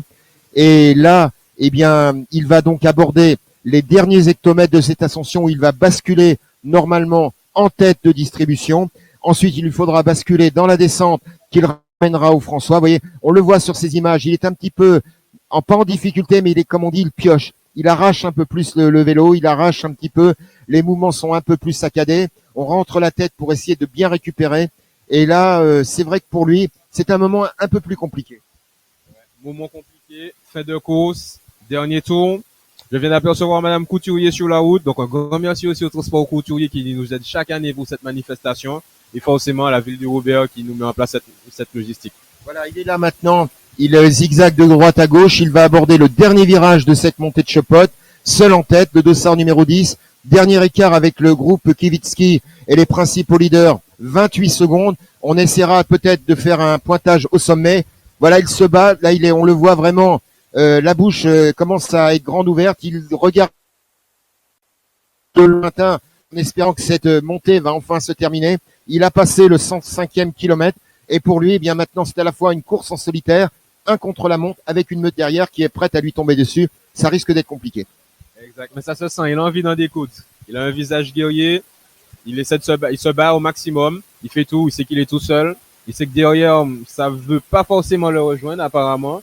Donc, au contraire, il en profite pour prendre un peu d'avance. Et pourquoi pas, une fois que la bagarre derrière va se déclencher, prendre le train en marche. C'est ce qu'il aura avantage à faire. En tout cas, il est maintenant dans la dernière ligne droite de cette ascension. Voilà le ravitaillement qui est encore autorisé au sommet de Chopot. Le staff donc qui passe les bidons. Il y a beaucoup de jaune sur la partie droite de la route. Voilà, il va basculer en haut maintenant. Il jette son bidon. Il a repris top pour lui au sommet. Si on a la chance d'avoir la même position tout à l'heure, on va déclencher les chronos et on va tout de suite donner l'écart. Il bascule dans la descente. C'est un temps où il va pouvoir essayer de récupérer. Exact. Descente pas technique, où il peut facilement se refaire la santé, récupérer, boire, manger, avant d'entamer justement la partie plane du François, où là aussi le vent ne l'aidera pas. Ouais, donc c'est une tâche compliquée, mais une tâche courageuse, tactique aussi, pour permettre, je pense, à Michael Stanislas. On est à domicile aujourd'hui à la JC, donc tactiquement, quand on connaît Jean-Philippe Duraca, le plan devait être préparé, et ça prépare sûrement quelque chose dans les derniers kilomètres, soit avec Kylian Alger, soit avec Michael Stanislas. On se rappelle que ici au Robert, quand Kylian Alger est parti, c'est dans l'autre sens du côté de Chopot, il a quand même pris 30 secondes et il l'a gagné, il l'a remporté brillamment. Donc nul doute que la JC 231 va montrer le maillot. Les jaunes, voilà, les jaunes et bleus, et là on salue donc nos amis dirigeants. Voilà le sommet maintenant. Alors voilà, des coureurs sont partis de ce groupe de tête.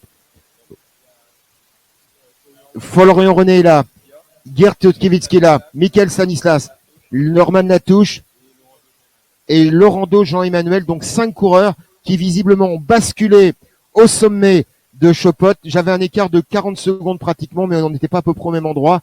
Donc en tout cas, les choses sérieuses ont commencé, car si Gert Kivitsky a mis en route en emmenant Michael Stanislas, cela veut dire que le leader, il va faire la course, et derrière Michael Stanislas est vraiment dans une position très intéressante pour pour justement se rapprocher également au général. Exact. On voit qu'il se fait un peu plus discret depuis un moment. Geert, vu qu'il a vu que Geert assume totalement sa responsabilité, qu'il prend ses relais, ça veut dire qu'il se sent très fort. Donc, ils en profitent. On a Lorando qui, après la première échappée, qui a fait pas mal de kilomètres devant, toujours présent. Florian René a pris le train. Donc, ça veut dire que Florian René aussi a les jambes, puisqu'il était en échappée avec Michael Stanislas tout à l'heure. Donc, la bagarre devant commence. Oui, en sachant que c'est pas Lorando, c'est Thierry Rago. Thierry Rago qui ferme la marche de ce groupe. Donc on le voit, donc Norman Latouche qui assure sa part de travail, troisième au général, deuxième virtuellement, puisque Audebourg malheureusement a été lâché. René Florian est là, et puis c'est Thierry Rago, donc Thierry Rago aussi très opportuniste, qui monte en puissance. Et quand il a la jambe, il faut toujours se méfier de Thierry Rago, parce qu'il a toujours quelque chose à nous montrer. Donc en tout cas, ce qui est sûr, l'homme de tête est là. Derrière, Nubul a été lâché un petit peu, donc c'est un peloton qui a volé un petit peu en éclat. Edwin Nubul est là derrière en chasse-patate, à essayer de contrer, donc pour tenter de revenir un petit peu. Mais en tout cas, ce qui est sûr, c'est que la course est en train de se dessiner. Les hommes forts se mettent à l'avant. Et pour le classement et le podium, les choses sont en train de prendre forme. Les choses sont en train de prendre forme. Là, on note dans le duo de la course. Il reste un peu moins de 30 km. Il reste encore du vent, des ascensions. On voit que ça bouge. Les hommes attaquent. Le leader, il est encore solide. Nubul toujours présent avec Kylian Alger. Donc ça veut dire qu'il y a quand même des hommes qui sont présents et prêts en découte. Voilà donc les coureurs de tête qui vont rentrer non pas dans la commune du François, mais sur cette rocade. Ils ont passé la hauteur du stade. Ils vont virer à droite et vont reprendre donc une partie plus favorable qui va les ramener à la 4 croisée. Donc c'est vrai que l'homme de tête, donc Fabien Ergual, toujours en tête. Derrière, un quintet qui s'est formé en compte avec surtout, donc on le rappelle, Geert Kiewitzki est là, Norman Latouche est là. Donc ce sont vraiment les deux hommes qui vont vraiment faire la course. Michael Stanislas est en embuscade, qui pour l'instant joue le rôle du parfait équipier et du parfait opportuniste. Et c'est vrai que c'est bien Jean-Emmanuel Lorando, le 77, qui est là. Mais comme on était sur une autre image tout à l'heure, on a pu faire l'erreur parce qu'ils sont, voilà, Fabien Ergual maintenant, à la hauteur de la station essence. Il est là, les mains au du guidon. Il a retrouvé de l'allure. On sent qu'il est rouleur. Ouais, on a retrouvé de l'allure. Il s'est refait la santé dans la descente. Il sait qu'il y a la longue portion plane qui l'attend. Derrière, c'est parfait. Michael Stanislas est à l'embuscade. Kylian Alger derrière qui gère aussi. Geert ça a l'air d'arranger que Erdual soit dans le plat tout seul. Voilà, on le voit en position. Bras sur le guidon. Donc ça veut dire qu'il déroule tranquillement. Voilà, il soulage son dos, donc il est encore lucide.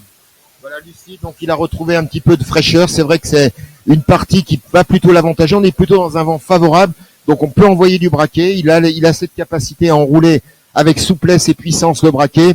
Mais pour l'instant, on va dire que l'écart s'est stabilisé. Mais attention, avec les 5 hommes de compte, tout peut arriver. Il y a encore du grain à moudre. On est encore à environ une trentaine de kilomètres de l'arrivée. Une trentaine de kilomètres de l'arrivée. Il va pas tarder à arriver dans la petite bosse pour aller à 4 croisées. Descendre Bois-Rouge, Carrère, l'aéroport, où là, le vent va vite devenir défavorable après l'aéroport. Voilà, et là, on va se retrouver dans une position où malheureusement, il va falloir aller à Sarro, aller à Thilo, avec le vent de côté. Et là, c'est pas l'avantage de l'homme de tête, ça sera l'avantage du groupe de contre. Maintenant, que peut-il se passer? Est-ce que Norman Latouche va attaquer Kiewitzki? Il n'a pas le choix, il est obligé, il est à 25 secondes. Norman Latouche est obligé. Il est au général. Marc Flavien aussi est obligé d'attaquer. Ils sont à 2, donc je pense qu'ils vont en profiter. La JC pour le moment, elle joue bien, elle est placée. Il y a Fabien Erdual tout seul devant, donc ils sont derrière en embuscade. Donc les choses sont belles. Geert aussi joue super. Il a le gros appui de Florian René qui est présent malgré son échappée de tout à l'heure et qui montre qu'il a encore les jambes. Donc la bagarre sera belle. Donc on peut dire que les hommes forts sont là, les équipes fortes se positionnent. On va dire que le quintet est plutôt à l'avant maintenant. Derrière, ça va être compliqué. On a vu que le groupe avait un peu explosé et que chacun essayait un petit peu de sauver les meubles. C'est vrai qu'on a vu des coureurs qui se sont retrouvés en difficulté. Ça sera difficile derrière de revenir. Il faudrait vraiment qu'on se relève et qu'on se regarde entre les leaders pour que derrière, il y ait encore un groupe qui se reforme derrière le quintet de compte. Exactement. De toute façon, Geert, il va tout faire pour qu'il y ait des temps morts, pour qu'il n'ait pas d'attaque, en fait.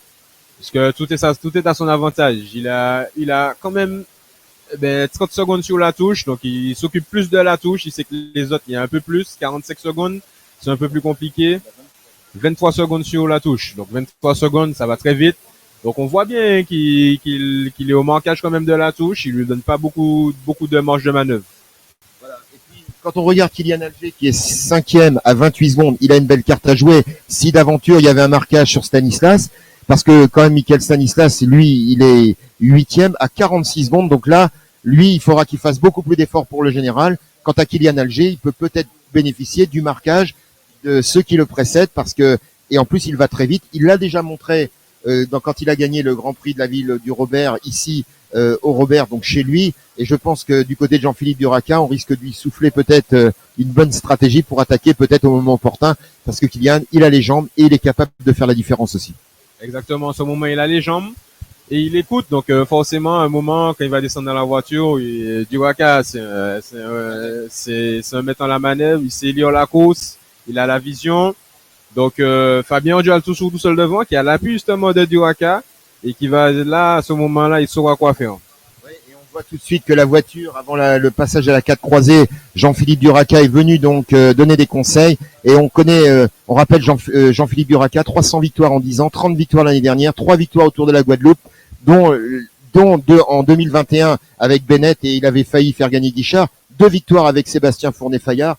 Donc quand on a 300 victoires et 30 victoires et qu'on est le meilleur club de D1, on connaît peut-être pas tout le terrain martiniquais, mais on sait courir juste au bon moment et avec les coureurs, il sait ce qu'il a à faire. En tout cas, je dirais que la JC pour l'instant est en une position très favorable. Exactement. Le terrain martiniquais, mais le cycliste reste cycliste. Et une fois qu'on a la lecture de course sur la métropole, un peu en Afrique, on a partout. Il a une très bonne lecture, il sait lire les coureurs, ça c'est important aussi, la lecture du coureur, voir le pédalage, l'état de forme. Donc nul doute qu'il a dans une petite case dans la tête le vainqueur du jour. Voilà, il passe à la 4 croisée maintenant. C'est un groupe qui s'est reformé. Hein, alors il n'est pas aussi conséquent que tout à l'heure, mais d'autres coureurs sont rentrés. Alors on va peut-être avoir donc une vision globale des coureurs qui sont rentrés. Émile Demazy est rentré, Marc Flavien est là, Nubul est revenu. Et donc, ils ont renforcé ce groupe. Là aussi, on a des sprinteurs. On a Émile Demazy, toujours très opportuniste, qui va donner un bon coup de main, à mon avis, à Norman Latouche. Voilà, donc Marc Flavien est là, Edwin Nubul est là, Laurent Do est là, René Florian est là, Norman Latouche est là, Kylian Alger est là, Stanislas est là, et Gerd Kiewicki. Voilà, donc le groupe de compte, eh bien, qui s'est renforcé. Donc, un groupe qui a fière allure. Et là, ça peut aussi nous réserver quelques surprises. Exactement, un groupe qui a fière allure. Gerd Seoane qui sont à 2. On sent Flavien maintenant qui est tout seul, qui a perdu de Nara. Mais à la fin de course, ça sera très difficile, il y aura du vent. Donc les attaques vont fuser. La JC 231 est bien en embuscade derrière. Et on a Fabien qui maintenant je pense qu'il y a une vingtaine, voire pratiquement 30 secondes d'avance. Et je pense que la montée de Augrain nous délivre le juge de paix. Voilà, il est là maintenant dans Fondor pour Fabien Ergual. Voilà, là on sent qu'il a retrouvé de la fraîcheur. Là on sent que le coureur a du mental, il a retrouvé du courage, il a retrouvé de la force et voilà Fabien Ergual donc qui va basculer au sommet de Fondor et on va essayer de mesurer l'écart si la deuxième caméra peut tout à l'heure nous donner la montée de Fondor du groupe de compte. Fabien Ergual dans maintenant il va changer de braquet et là on va être quasiment à plus de 70 voire 80 km/h. Ça veut dire que là c'est 12 dents obligatoire. Ah oui, 53-12 obligatoire dans la descente. Donc là faut mettre le maximum. On voit qu'il reste en position aérodynamique pour bien rester dans la recherche de vitesse. Puis passer avec le maximum de vitesse à la petite bosse qu'il y a après, parce qu'il y a un petit talus quand même avant la montée de Fondor. Toujours tout seul. Le problème, c'est que s'il n'a pas beaucoup d'écart à ce niveau-là, il est vu des hommes de derrière. Vu l'aéroport carrière, tout ça, il sera visible. Donc, ce sera pas à son avantage. Donc, pour le moment, avantage aux hommes du groupe de compte. Voilà, 17h06, vous êtes bien ici en Martinique sur le Grand Prix Mac 2. Nous rentrons dans les 20 derniers kilomètres donc de cette deuxième étape longue de 132 kilomètres avec Fabien Ergual, donc seul en tête maintenant, qui va donc basculer donc ces 20 derniers kilomètres. 28 secondes, c'était le dernier écart pour le coureur de la JC 231. 31. Derrière, vous avez donc un groupe de contre avec tous les hommes forts qui sont là et qui vont tenter, bien sûr, de revenir parce qu'on joue la victoire d'étape et également le classement général. L'écart, donc, il était de 28 secondes. Maintenant, on a fini fond d'or. Est-ce qu'on peut dire à ce moment-là qu'il peut espérer peut-être remporter l'étape? Espérer remporter l'étape, c'est un peu tôt. Il reste quand même une vingtaine de kilomètres, c'est pas les plus faciles. Les hommes derrière, ils sont encore sous la pédale. Donc on peut pas encore dire qu'il va remporter l'étape. En tout cas, il est devant, donc il a un avantage. On sait jamais ce qui peut se passer. Ce qui est déjà acquis est bien acquis. Et il fait un beau numéro quand même parce que c'est un exercice qui n'est pas facile. On est pratiquement au 110e kilomètre. Les coureurs ne sont pas habitués. Et on voit derrière que ça revient. Indéniablement, ils sont en bas de la descente. Et là, on voit vraiment que là, il y a du rythme, il y a du tempo. Donc, on peut maintenant dire que la jonction s'annonce quand même. Voilà, on le voit dans la montée. Et on voit derrière, donc il y a une centaine de mètres maintenant entre l'homme de tête et les coureurs de compte, donc tous les favoris. On va vers la jonction dans la descente. Ça nous montre encore une fois la lucidité de Gerd Skivistik, hein, qui souhaite rattraper l'homme de tête au moment où la course va devenir le plus difficile. Et on le voit avec René Florian, Gerd Skivistik, Michael Stanislas, voilà, est là au marquage. Kylian Alger est là, Émile Demazier est là, fermant la marche également. Donc le coureur de l'Excelsior qui est rentré également, Mathieu Maclézer. Et voilà, attaque de Kylian Alger au sommet fond d'or. Il a compris, Kylian, que Fabien Ergual est là. Voilà, et tout de suite il a compris. Jean-Emmanuel Laurando également a compris qu'il y avait danger, très opportuniste également. Voilà, et Michael Stanislas est là, Gerd Skivisky est là également. On est au marquage. Michael Stanislas ne va pas quitter Gerd Skivisky alors que les deux coureurs sont là. Norman Latouche est sorti. Voilà. Donc cela veut dire que Norman Latouche a tenté, va donc maintenant traverser et dépasser. Voilà Fabien Ergual. Donc la jonction est faite. Lui, voilà. La lucidité de prendre la roue, faire la descente. Kylian Alger qui s'est retrouvé tout seul devant. Nubul Edwin maintenant qui voilà et qui passe et qui va passer son effort dans la descente. Alors qu'un autre coureur est en avant de distribution. C'est Kylian Alger qui avait tenté donc vraiment tout de suite les choses sérieuses. On n'a pas eu de temps mort. Kylian Alger a compris que la course pouvait être offensive. Il a attaqué. Et derrière, eh bien, Edwin Nubul, très opportuniste également. On peut dire que la bagarre a commencé. Et là, maintenant, la course va se dessiner pour la victoire finale. Exactement. La course va se dessiner. On voit que les offensives deviennent de plus en plus régulières. On sent les 20 derniers kilomètres arriver. Voilà, le bas de la descente maintenant on va foncer vers Carrère. On est entre 70 et 80 km/h. L'homme de tête, donc, a été repris Fabien Ergual. Peloton, donc, pour l'instant, qui se fait très rapidement. Le peloton de tête qui s'est regroupé. Les hommes forts sont là. Gerd Skivisky est présent et contrôle bien. Stanislas qui s'en va maintenant. Donc, ça veut dire que la JC est en train de faire la course. Ils attaquent à tour de rôle. Michael Stanislas a porté les stockades. Mais c'est vrai que Gerd Skivisky a compris que le danger était là et tente de revenir. Il ne prend pas plus de 20 mètres d'avance. Exactement. Il sait qu'il faut pas laisser beaucoup. Il fait l'effort, là, ils sont sur le plat, vent de dos, donc ça va très vite. Là, ça descend à au moins 60 km/h. On sait qu'on va aller à Carrère, là aussi l'aéroport, ça va descendre très vite, vent de dos, donc il sait que ça peut partir très vite. Il s'est retourné, il a compris que son attaque était rien. On va arriver donc à la hauteur on va arriver à Carrère dans quelques hectomètres. On est dans les lignes droites, donc pour l'instant, tout est fait et tout reste à faire. Mais c'est vrai que la JC est très opportuniste, attaque Kivitsky parce qu'elle ne veut pas le laisser gagner. Et forcément, on a à cœur de gagner à domicile. C'est toujours bien de gagner cette fois. Aujourd'hui, le public est présent, les partenaires ont répondu présent. Je profite pour les remercier. Mac de Merci, Blo Logistique, Mérine, Autobam, Puget, la famille Couturier qui nous aide beaucoup, les parents qui sont présents aujourd'hui pour leur ravitaillement. Vous avez vu tout à l'heure tous les tricots jaunes au bord de la route, les parents, les licenciés du club. Grand merci à tout le monde. Voilà, on va revenir avec l'image, donc restez avec nous sur Caraïbes Sport. Le réseau, on sait, est un petit peu compliqué à ce niveau-là. Le public commence à se rassembler autour du grand écran Caraïbes Sport, donc vous êtes bien sur la bonne fréquence. Vous vous mettez sur Facebook, vous vous mettez sur Caraïbes Sport, vous êtes en direct avec nous. Et si parfois l'image saute à cause des réseaux, eh bien en tout cas pour l'instant, on peut vivre en direct cette retransmission. Et ça en Martinique, il y a longtemps qu'on l'avait pas vu. Ah ouais, il y a longtemps qu'on l'a pas vu, c'est assez rare maintenant, mais les médias sont un peu réticents à cette idée. Je pense que d'ici quelques années, le temps va changer, le sport est populaire, le public aime ça, donc autant en profiter. J'ai envie de dire dans quelques semaines, voire dans quelques...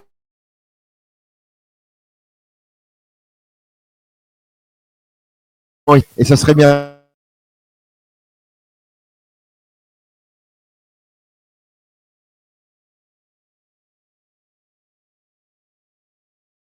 rapidement. En tout cas, ce qui est sûr, c'est que la course, rien n'est joué, le suspense est total. Qui va l'emporter? Est-ce que le vainqueur d'étape sera le vainqueur du général? On rappelle les positions au classement général. Gerd Kiewitzki en tête avec 3 secondes d'avance sur Odebourg, mais malheureusement, il est lâché.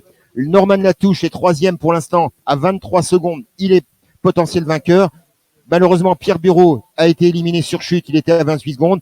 Kylian Alger est à 28 secondes. Lui aussi a une belle carte à jouer. Christopher Hippolyte n'était pas dans le groupe de tête. Marc Flavien, lui, était à 42 secondes. Malheureusement, il a été décroché. Et Michael Stanislas, qui est 8e, à 46 secondes. En tout cas, ce qui est sûr, c'est que le duel Kiewitzki, Norman Latouche et Kylian Alger, voire Michael Stanislas est total. 4 coureurs peuvent encore potentiellement remporter ce Grand Prix Mac 2. Exactement. Et Marc Flavien, il a pas dit son dernier mot, toujours présent dans l'échappée. On le voit aller dans les coups, se faire discret. Je pense que sur la fin de course aussi, on aura vraiment droit à un grand Marc Flavien. Voilà, donc vous êtes bien sur Caraïbes Sport, sur votre Facebook, sur Internet. On est là dans les 20 derniers kilomètres. On attend le retour de l'image. Là, pour l'instant, c'est nous qui nous regardons. Mais l'image va revenir bientôt. On va rentrer dans une zone plus favorable. Je me tourne vers notre réalisateur qui, pour l'instant, est au travail pour que nous soyons reconnectés en direct ici. Et là, on va donc, bien dans ces 20 derniers kilomètres, vivre ça en direct. On rappelle donc, on va traverser la Lamentin. On va retourner vers Brasserie-Lorraine. On va donc passer Sarrault, Thillot, le carrefour Pelletier. Et on va donc se retrouver dans Augrain. Et lorsqu'ils auront passé Augrain, là, ça va aller très très vite jusqu'à l'arrivée. Exact. Après le sommet d'Augrain, descente rapide, virage, rond-point. Et ici, la belle ligne droite de la ligne d'arrivée du Cobaril. Voilà, une belle ligne droite qui récompensera donc le vainqueur d'étape à une ligne droite de 500 mètres, favorable aux sprinteurs. Et c'est vrai qu'on devrait avoir une très belle arrivée parce qu'on les verra arriver de loin. Et en tout cas, on aura un beau vainqueur d'étape. Maintenant, 6 aventures, ils se sont groupés. On le verra. Voilà le groupe, on le retrouve maintenant. On le retrouve dans la Montagne avec les 2 coureurs, donc Robertin, à savoir René Florian et Gerd Kiewitzki. Donc le duo mène la danse. On est dans le Lamentin. Voilà, on a viré ici au giratoire. Voilà, donc et on voit donc ces 7 coureurs maintenant qui, voilà, groupe est complet, pas d'attaque pour l'instant. On est en train, voilà, on est au giratoire pour rattraper le pont vert. On aperçoit donc la commune du Lamentin. On va passer donc tout à l'heure à la hauteur du giratoire des sports, fermant la marche. Donc Michael Stanislas, Norman Latouche. C'est vrai qu'on ne se quitte pas à ce niveau-là. Gerd Kiewitzki est là. On a également donc Jean-Emmanuel Laurando qui est là, Mathieu Malteser qui est là, le Guadeloupéen de l'Excelsior. Et on a donc bien sûr les 2 coureurs du team Crédit Mutuel Garage Premier qui mènent la danse, à savoir René Florian et Gerd Kiewitzki, pour l'instant le leader. Alors que voilà, il lève la main de Michael Stanislas, sans doute demande-t-il sa voiture. Oui, exactement, il demande la voiture. La vitamine est fermée, mais il va quand même chercher des conseils techniques. Parce qu'il nous reste peut-être moins de 15 km. Gerd est encore présent, il y a de l'écart à faire. Le groupe est complet. Marc Flavien, on a Émile Demazy qui est là. Norman Latouche, il y a encore des gars costauds. Donc, faudra chercher la clé pour remporter cette victoire au général pour arriver au Robert. Et on n'oublie pas Fabien Ergual qui était l'auteur d'une belle échappée, qui s'est repositionné dans ce groupe. Et c'est vrai que la JC 231 est très bien représentée à l'avant en tête de distribution. Exactement, 3 coureurs. Fabien Ergual qui s'est refait la cerise, qui a repris le groupe en marche et qui se place. Kylian toujours en embuscade derrière les coureurs de Team Crédit Michel Garage Premier, qui mènent leur course comme il le faut. Florian René qui lâche en relais, Gerd qui le prend, et derrière, ça se regarde. Voilà, donc on est à la fois dans l'attentisme, on sait que va se jouer l'étape et le général, et là, c'est vrai que les pronostics vont pouvoir commencer à aller bon train. C'est vrai que Gerd Kiewitzki n'a pas le choix de prendre la direction des opérations, et derrière, eh bien, c'est, je dirais, le temps d'observation où on se jauge, on se regarde, mais il va se passer des choses parce que je pense que du côté de la JC 231, on va pas en rester là. Kylian Alger est en embuscade, Michael Stanislas est en embuscade, Fabien Ergual est là, et puis du côté du Madina Bikers également, on n'a pas dit son dernier mot, et il peut encore se passer beaucoup de choses. Et Émile Demazy qui est là avec Norman Latouche. En tout cas, Émile Demazy qui fait lui aussi une très très belle course. Et n'oublions pas, dans le cas d'arrivée au sprint, que notre champion espoir peut aussi l'emporter. Il est champion espoir et c'est un garçon qui va très très vite au sprint. Et il faudra peut-être compter avec Edwin Nubul. On ne sait pas ce que vaut Mathieu Maldésert, mais en tout cas, la Guadeloupe est bien représentée dans ce groupe de tête, un groupe qui a fière allure, qui va passer à la hauteur du giratoire, donc de Place d'Armes, qui va bientôt quitter le Lamentin. Et là, on va rentrer dans une partie plus technique, plus difficile, où le vent va jouer son rôle. Gert qui mène la danse, hein. Vent de face, il a pris ses relais, il a mis tout le monde en file indienne. Edwin Nubul qui aime ce type d'arrivée. Grande ligne droite, sprint, il avait fait deuxième derrière Kylian Alger. On a Marc Flavien qui est un sprinter qu'on connaît toutes ses qualités, qui a gagné même des étapes sur le Tour de Guadeloupe. Donc on a de quoi faire. Norman Latouche, le Guadeloupéen qui sent un peu la victoire d'étape. Il a bien joué son étape, il est toujours resté bien au chaud dans l'échappée. Et que dire de Jean-Manuel Laurando qui a fait une belle course, qui a été le premier animateur avec Mickaël Laurent. Et on voit que Mickaël Stanislas, comme on dit, alors lui, il ratonne, comme on dit dans le jargon.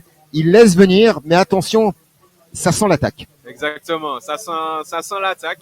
Il prend un peu la température du groupe, il regarde qui roule pas, où se placer. Il est en mode observateur.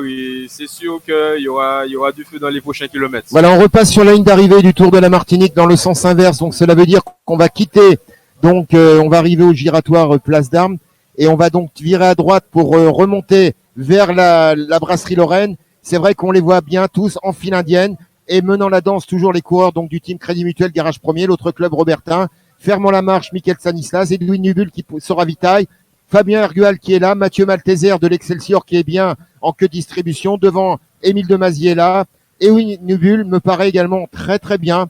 Je me méfie toujours d'Edwin Nubul dans les derniers kilomètres parce que il a le sens de la course, il a le flair, il va vite et moi je sais que cette ligne droite là, il aime beaucoup. Et on aura en tout cas une très très belle arrivée dans quelques kilomètres. Voilà, on vire le giratoire maintenant. On sort de Place d'Armes. On va aller vers la brasserie Lorraine. Statu quo pour l'instant. Mais là, on va rentrer dans le vent de face.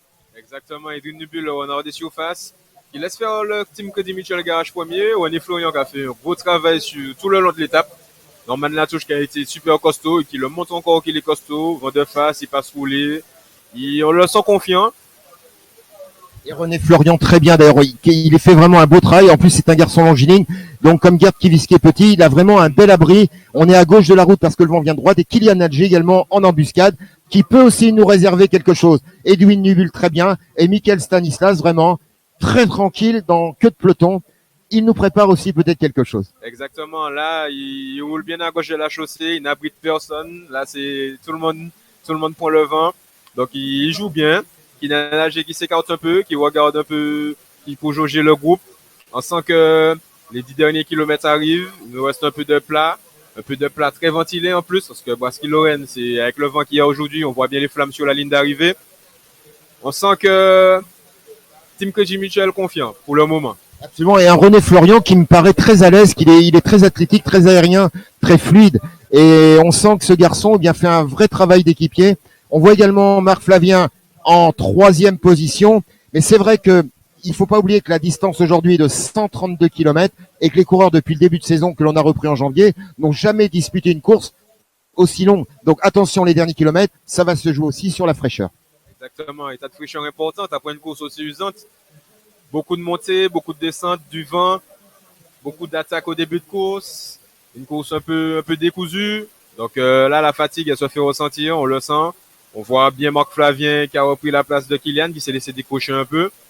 On a Edwin Nubul, toujours comme d'habitude, comme il le sent. Et Odjal Fabien est toujours présent. On sent que Loando, tout le monde essaie un peu de s'abriter, puisque là, ils se sont placés sur la gauche. Personne n'abrite personne. C'est bien joué de la part du team Crédit Mutuel. Les deux du CCV derrière. Ouais, et Norman Latouche qui fait le petit coup de geste, qui fait le geste à Émile pour prendre la roue. Profite un peu à souffler avant les hostilités. Il est impérial, Norman Latouche. Il est là, il ne fait pas trop d'efforts. On rappelle qu'il est pour l'instant, il est 2e au classement général. C'est un garçon qui devait remporter le Grand Prix de la ville de Saint-Esprit. Il était tombé, il a eu une mauvaise crevaison à 1 kilomètre de l'arrivée. Il avait perdu ce titre, cette victoire. Mais Norman Latouche est un baroudeur, c'est un animateur, c'est un garçon très opportuniste. Il a les bonnes jambes, il est prêt, il peut tenter quelque chose et Émile Demazier lui viennent de se concerter. Il peut nous préparer un joli coup dans quelques instants. En tout cas, suspense total, on peut le dire, mon cher Christopher. Il va se passer des choses. Exactement, suspense total pour enlever 30 secondes pour les plus près à Gertz. En même pas 10 km. même s'il y a des ascensions quand même, il y a les petites bosses de Thilo, Pelletier qui sont quand même pentues, et la montée finale d'Augrin. Donc on voit que ça se regarde, on sent un peu la tension monter, on sent qu'il y aura de la bagarre. Est-ce que Kivitski peut perdre 25 secondes sur sur Norman Latouche? J'ai l'impression qu'il est capable de répondre à toutes les attaques et il a la capacité, à mon avis, à contrer, même s'il ne gagne pas l'étape. Je pense qu'il vise le général et derrière, il y a quelques prétendants à la victoire finale. Donc, on va beaucoup se regarder avant le sprint, mais il y en a peut-être qui vont essayer de jouer les opportunistes. Exactement. Très difficile d'enlever 25 secondes sur lui là, à 10 km de l'arrivée. Même s'il y a quand même les bosses, la bosse d'Augrin qui est très pointue, mais 25 secondes, ça devient vite compliqué. Voilà, vous êtes bien ici donc avec nous sur Caraïbes Sport en complet direct au Robert, où dans une dizaine de kilomètres va se jouer donc l'arrivée de ce Grand Prix Mac 2 avec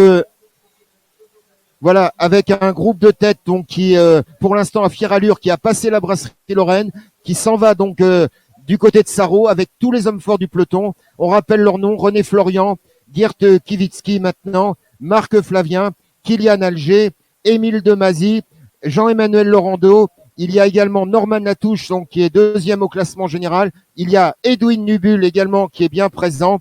Voilà donc, et n'oublions pas le Guadeloupéen, donc Mathieu Valtézer, qui est là de l'Excelsior. Voilà ce groupe d'une dizaine d'hommes qui, pour l'instant, à 10 km de l'arrivée, va s'expliquer pour la victoire d'étape ici au Robert, donc devant le libre service Mac 2. Et bien sûr, on saura qui a gagné, qui sera donc gagnera le général. Voilà, parmi ces 10 hommes, les pronostics sont ouverts. Le vainqueur est dans ce groupe. Exactement, le vainqueur est dans ce groupe. Beaucoup de monde au bord des routes. On tient à remercier tout le monde, beaucoup de public, un beau spectacle. Ils sont à l'arrivée en train de nous écouter. Exactement. Et de nous regarder. Donc, et ça, c'est une nouveauté en Martinique. Vous avez droit à un complet direct ici avec Caraïbes Sport. Notez bien Caraïbes Sport sur votre Facebook. Vous pouvez revoir après ces images sur Internet. Et ça, c'est une grande nouveauté. On salue également nos confrères. Je vois Alex Mazio d'ATV. Vous reverrez ce reportage ce soir. Mais en tout cas, nous, c'est le direct. Vous êtes ici dans les conditions les plus confortables. Vous allez voir donc tout à l'heure l'arrivée en direct de ce Grand Prix Mac 2 au Robert. Et on aura en tout cas un très beau vainqueur, à la fois d'étape et un vainqueur final, avec des hommes qui pour l'instant n'ont pas démérité. Ils attaquent la 3e heure de course. On voit Marc Flavien donc omniprésent et qui pour l'instant, ce groupe est contrôlé par les 2 hommes du team Crédit Mutuel Garage Premier, à savoir René Florian qui emmène son leader Geert Kivitski, vainqueur hier au sommet de la Chapelle Villarson. On va avoir un beau final. Exactement, et même pour les coureurs, ça fait du bien, je pense, que de regarder l'étape le soir, rentrer à la maison. Aussi visible sur le Facebook de la Jeunesse Cycliste 231. Donc voilà, forcément, ils sont à Brasky-Lorraine, tout le monde à gauche, Kivitski n'abrite personne. Il essaie de fatiguer tout le monde au maximum avant la montée finale. Voilà, alors on revient donc en direct ici. Donc on est maintenant en direction de Sarro. On va appeler la voiture technique aussi pour ravitailler notre dispositif. C'est vrai que voilà, c'est vrai que tout arrive, c'est la technique. En tout cas, on est sûr qu'on va revenir. Je vais essayer de le signer avec son grand sourire. Il gère, il assure. Bravo en tout cas Gilles, notre réalisateur qui réalise un petit tour de force. On va revenir dans quelques instants avec les images en direct. Mais en tout cas, groupe de tête groupé à la hauteur de Sarro. Groupe de tête groupé. Donc, toujours Florian René, Geert Kivitski, les 3 coureurs de la JC, Flavien Ojal, Michael Stanislas. Voilà, il suffit de le dire, simplement. Voilà, et on revient. Du Madinina. On était revenu avec le groupe cette fois qui est à plus de 5 minutes. On va revenir avec le groupe de tête. Là, pour l'instant, vous voyez sur votre grand écran le groupe de contre où malheureusement José Odoborina a perdu cette 2e place et se retrouve très loin. Mais on reverra José Odoborina du team Pédale Pilotine Blue Car dans les prochaines courses, car c'était un grand garçon d'avenir. 2e hier, malheureusement, la course d'équipe, la course tactique lui a fait défaut. Les hommes forts sont devant, il est derrière, mais nul doute qu'on le reverra donc dans les prochaines courses quand il gérera tactiquement ses courses de manière intéressante. On le reverra parce qu'il a le moteur pour être également parmi les meilleurs. Voilà. Exact. J'en profite pour en profiter les partenaires. Mac de Merci, et en Caraïbes, Blue Logistique, Marine Clean, Marine SARL. On a Autobam, Puget aussi qui nous a fait Une belle bouteille d'huile, c'est super. Je vais oublier personne, les transports couturiers avec Madame Couturier justement qui est aussi près de la route en train de regarder le spectacle. Donc on a des partenaires qui aiment le sport, qui aiment le beau combat et qui sont présents avec nous. Voilà, donc retour, vous êtes bien ici donc sur Caraïbes Sport. Nous sommes à moins de 10 km de l'arrivée avec un groupe de tête, avec les hommes forts devant. On a passé sûrement le giratoire donc de Sarro. Voilà les images qui nous reviennent maintenant à notre niveau. Donc on va se retrouver maintenant avec ce groupe de tête qui va donc du côté de Thilo, qui va donc passer Pelletier, les dernières escalades avec celle d'Augrain. On va basculer dans la descente pour vivre en direct ici. Donc cette arrivée avec ce groupe de tête, les hommes forts sont là, on les a nommés, on les renommera tout à l'heure, mais en tout cas les pronostics peuvent aller bon train. Les choses sérieuses ont vraiment démarré. La grosse explication va commencer avec une arrivée tout à l'heure au sprint avec Gerd Kiewitzki pour l'instant qui semble vouloir et pouvoir l'emporter. Voilà, donc on verra donc dans quelques kilomètres si Gerd Kiewitzki va tenir bien sûr la dragée haute à tous ses adversaires. Il est bien parti pour ça. Ce qui est sûr pour l'instant, c'est que le suspense est total. À moins de 10 km de l'arrivée, tout reste possible. Voilà, alors qu'on nous signale que notre moto revient sur la tête de course, donc quelques secondes de patience et on vous fait vivre la montée d'Augrain dans quelques instants.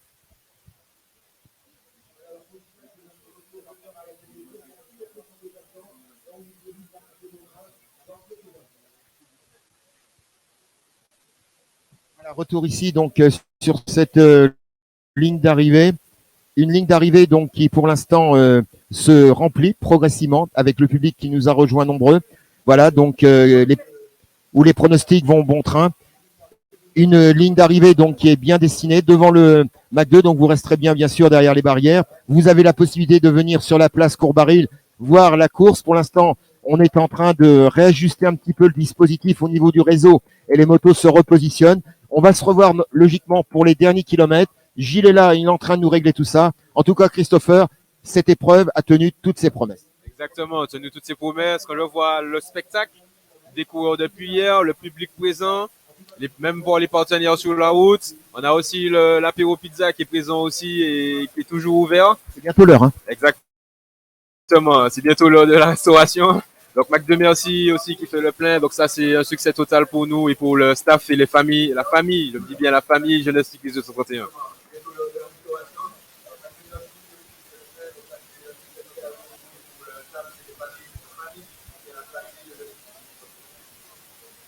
Voilà, retour sur cette ligne d'arrivée donc au Robert. Vous êtes bien donc dans le Grand Prix Mac 2.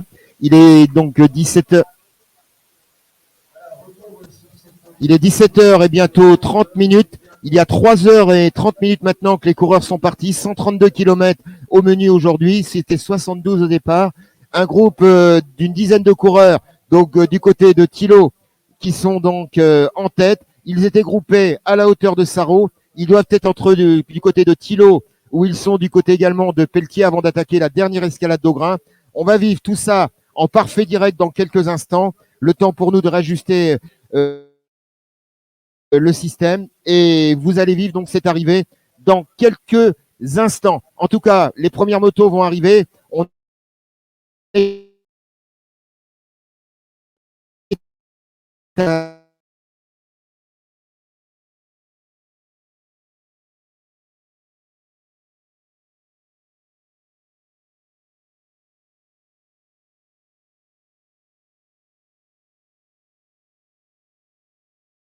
de juge de paix cette année.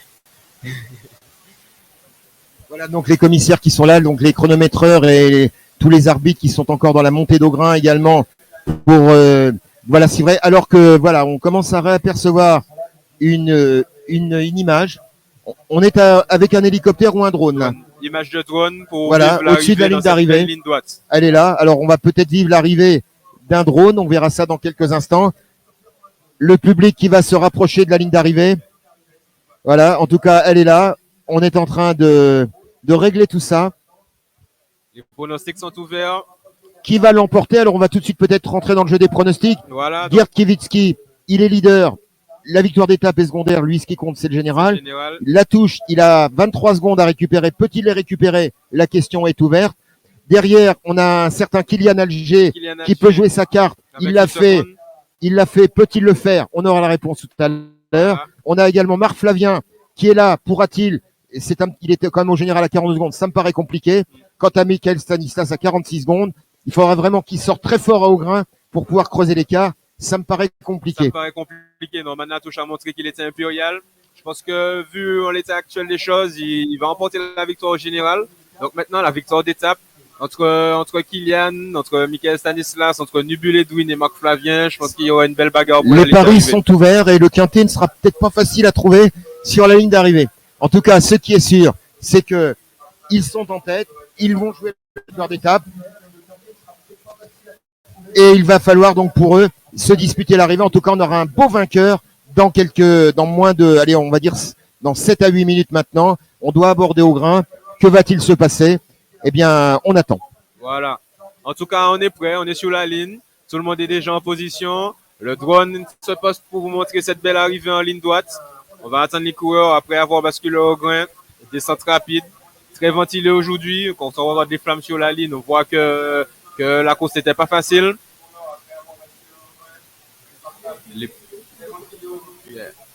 Les premières motos arrivent. On retrouve la moto. Elle est là, la moto. Elle a l'air de vouloir remonter, justement. On a une image de la moto. Voilà, il est temps de se repositionner.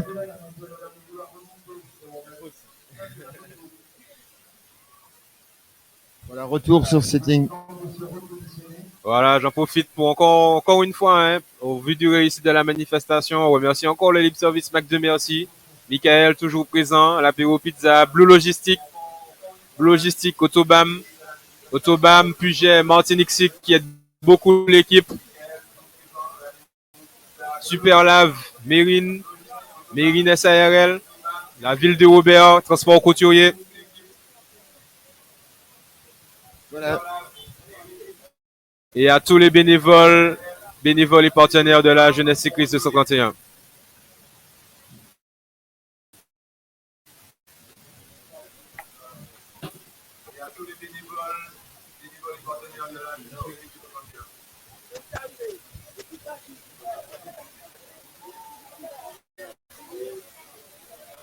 Voilà, elle est arrivée dans quelques instants maintenant ici sur la ligne d'arrivée.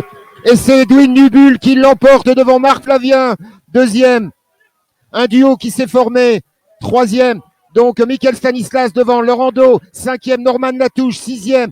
Voilà Gerd Kiewicki qui remporte donc cette magnifique épreuve. Voilà donc une magnifique épreuve avec une belle victoire. On l'avait dit, d'Edwin Nubul.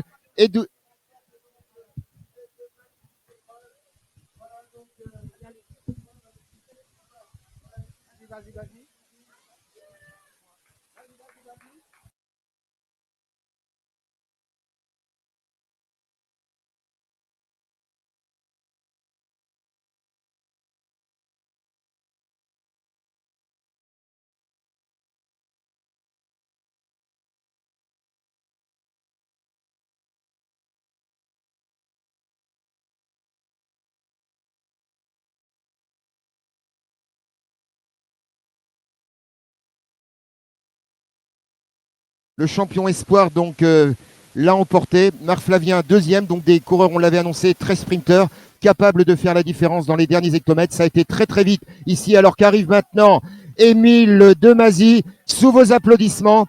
Émile Demazy donc qui termine, qui s'est battu donc jusqu'au bout. Émile Demazy, donc le groupe a complètement éclaté. Voilà maintenant Mathieu Malteser, voilà qui passe la ligne d'arrivée. Il était dans le groupe de tête, le Guadeloupéen. Il termine brillamment, il a bien animé la course. Vous voyez des écarts, donc la montée d'Augrain a fait d'énormes dégâts. Donc entre ce groupe de tête et on va dire le reste du peloton qui avait littéralement éclaté.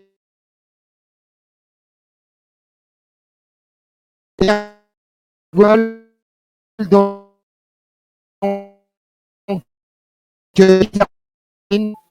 a très très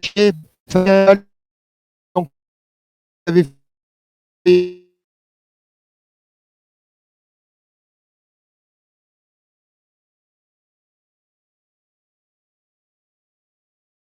course aujourd'hui. Nos caméras maintenant qui passent la ligne d'arrivée. On va attendre bien sûr un petit moment de course et donc ce peloton donc qui va arriver de manière très dispersée. En tout cas, très belle épreuve aujourd'hui, belle réussite. Et on va bien sûr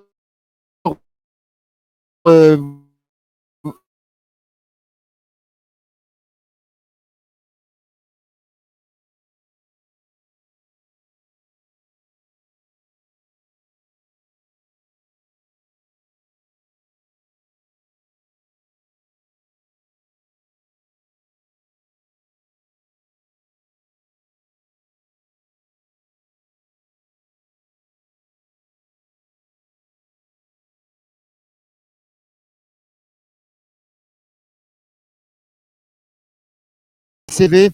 Raymond, aujourd'hui, belle course. Norman Latouche était deuxième. Malheureusement, il n'a pas plus défaussé. Il a fait la course. Mais on a eu un vainqueur avec Edwin Nubul et il va terminer deuxième au général. Effectivement, il était temps que le club Kingsburg se fasse voir. Et là, aujourd'hui, dans la dernière échappée, on était deux représentants. Les deux étaient là. Super gros travail d'Émile de Mazie. Et Norman a fait voir quand même ce qu'il vaut. C'est du peloton martiniquais. Je pense que ce n'est qu'un début. Et je pense qu'il le mérite bien parce que l'année dernière, bon, qu'avec des contre-la-montre, c'était pas encore ça. Mais cette année, je pense que le CCV sera tous les jours à l'attaque et le maillot va être visible. Alors, je tiens quand même à remercier les sponsors, Transport Lalin, STISM, Carrefour et tous les autres qui font un travail de titan et surtout la municipalité du Vauclin et la CTM. Voilà, merci Raymond. En tout cas, bravo pour cette belle deuxième place. Alors que Valentino Coursil, donc du Winner Team, a franchi la ligne d'arrivée. Donc, lui aussi a fait une très très belle course. Et en tout cas, on attend de gros écarts. Voilà maintenant et Ismaël Denara qui franchit la ligne d'arrivée. Ismaël qui a joué le rôle du parfait équipier aujourd'hui avec un écart qui sera très très important. En tout cas, voilà Ismaël Denara donc qui a bien terminé. Michael Stanislas, voilà qui va venir nous rejoindre. Le Robertin, voilà avec son club le champion de la Martinique 2020, vainqueur du Tour. Bonjour Michael. Alors aujourd'hui, belle course d'équipe. Vous avez tenté, mais malheureusement, Gerd Kiviski a su gérer. Et oui, hein, après, il fallait vraiment tenter, ne pas essayer, fallait pas qu'on se laisse endormir dans la cour. Donc on a essayé de loin, on a essayé de près et il y a eu des cours qui étaient très bien. On sent que Michael Stanislas est sur la montante qui retrouve le chemin de la grande forme. Mais oui, hein, il faut dire que je travaille pour ça et j'étais vraiment en retard, donc j'ai travaillé plus que les autres. Et on voit qu'aujourd'hui ça paye, donc on va continuer comme ça. Merci Michael. Un autre Michael vient de franchir la ligne, on l'aime beaucoup, Michael Laurent, qui a été le premier animateur de la course. Et c'est vrai qu'à 42 ans, il est encore exceptionnel. Ben oui, hein, cette longévité est incroyable.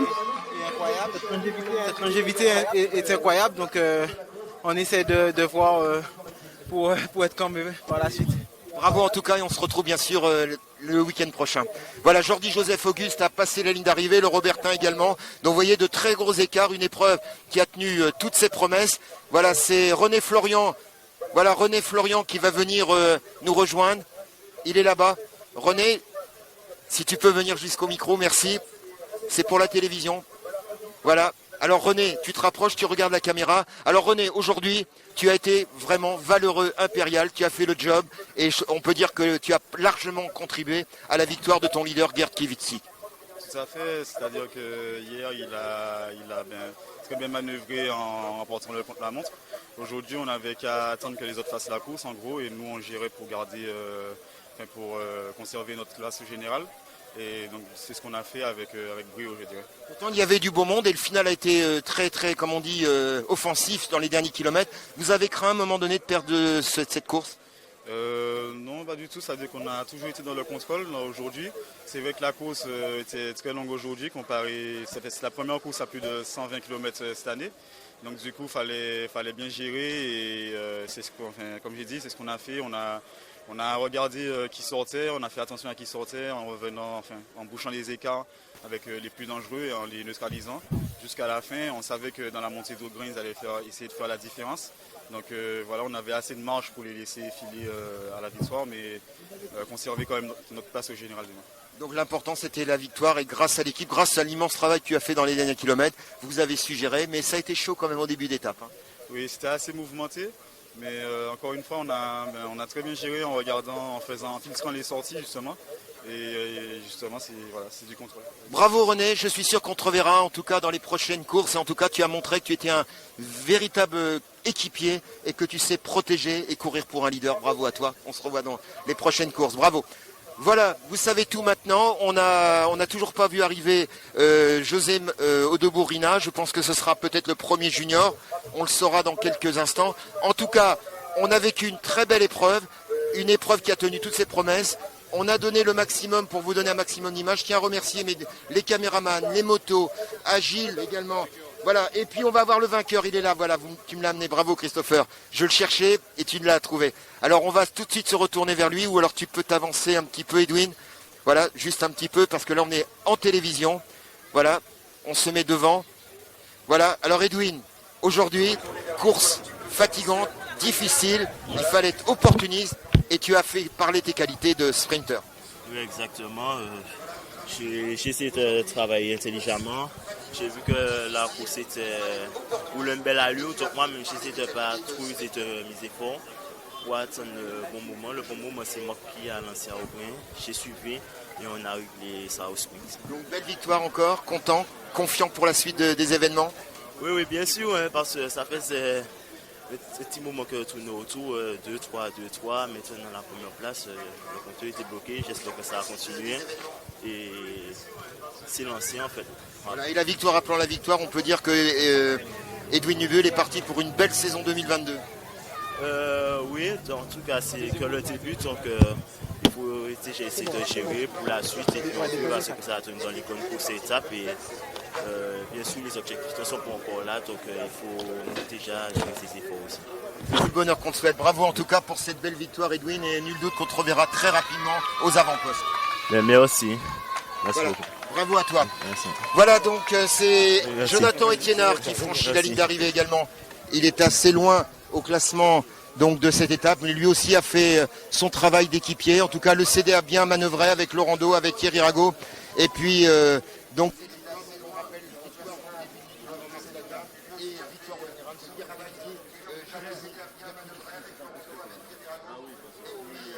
l'ancien auto.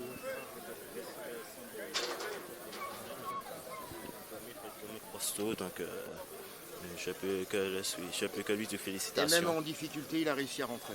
Oui, bien sûr, donc voilà. Voilà. Voilà, merci et à bientôt. Merci. Super.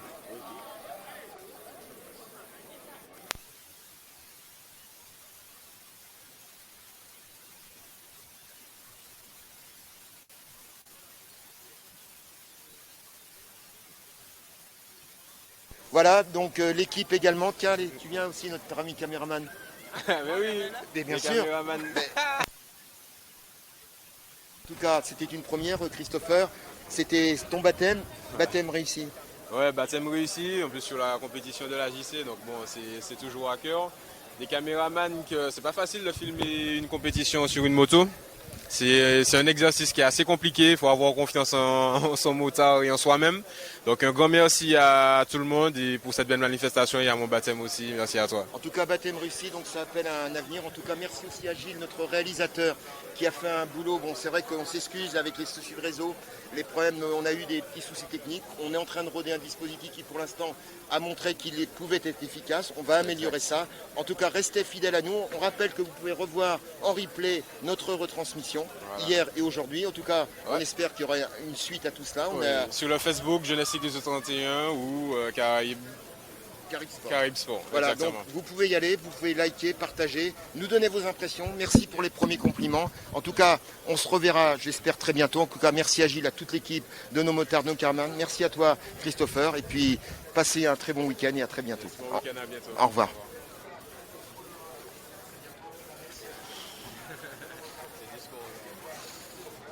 Bon.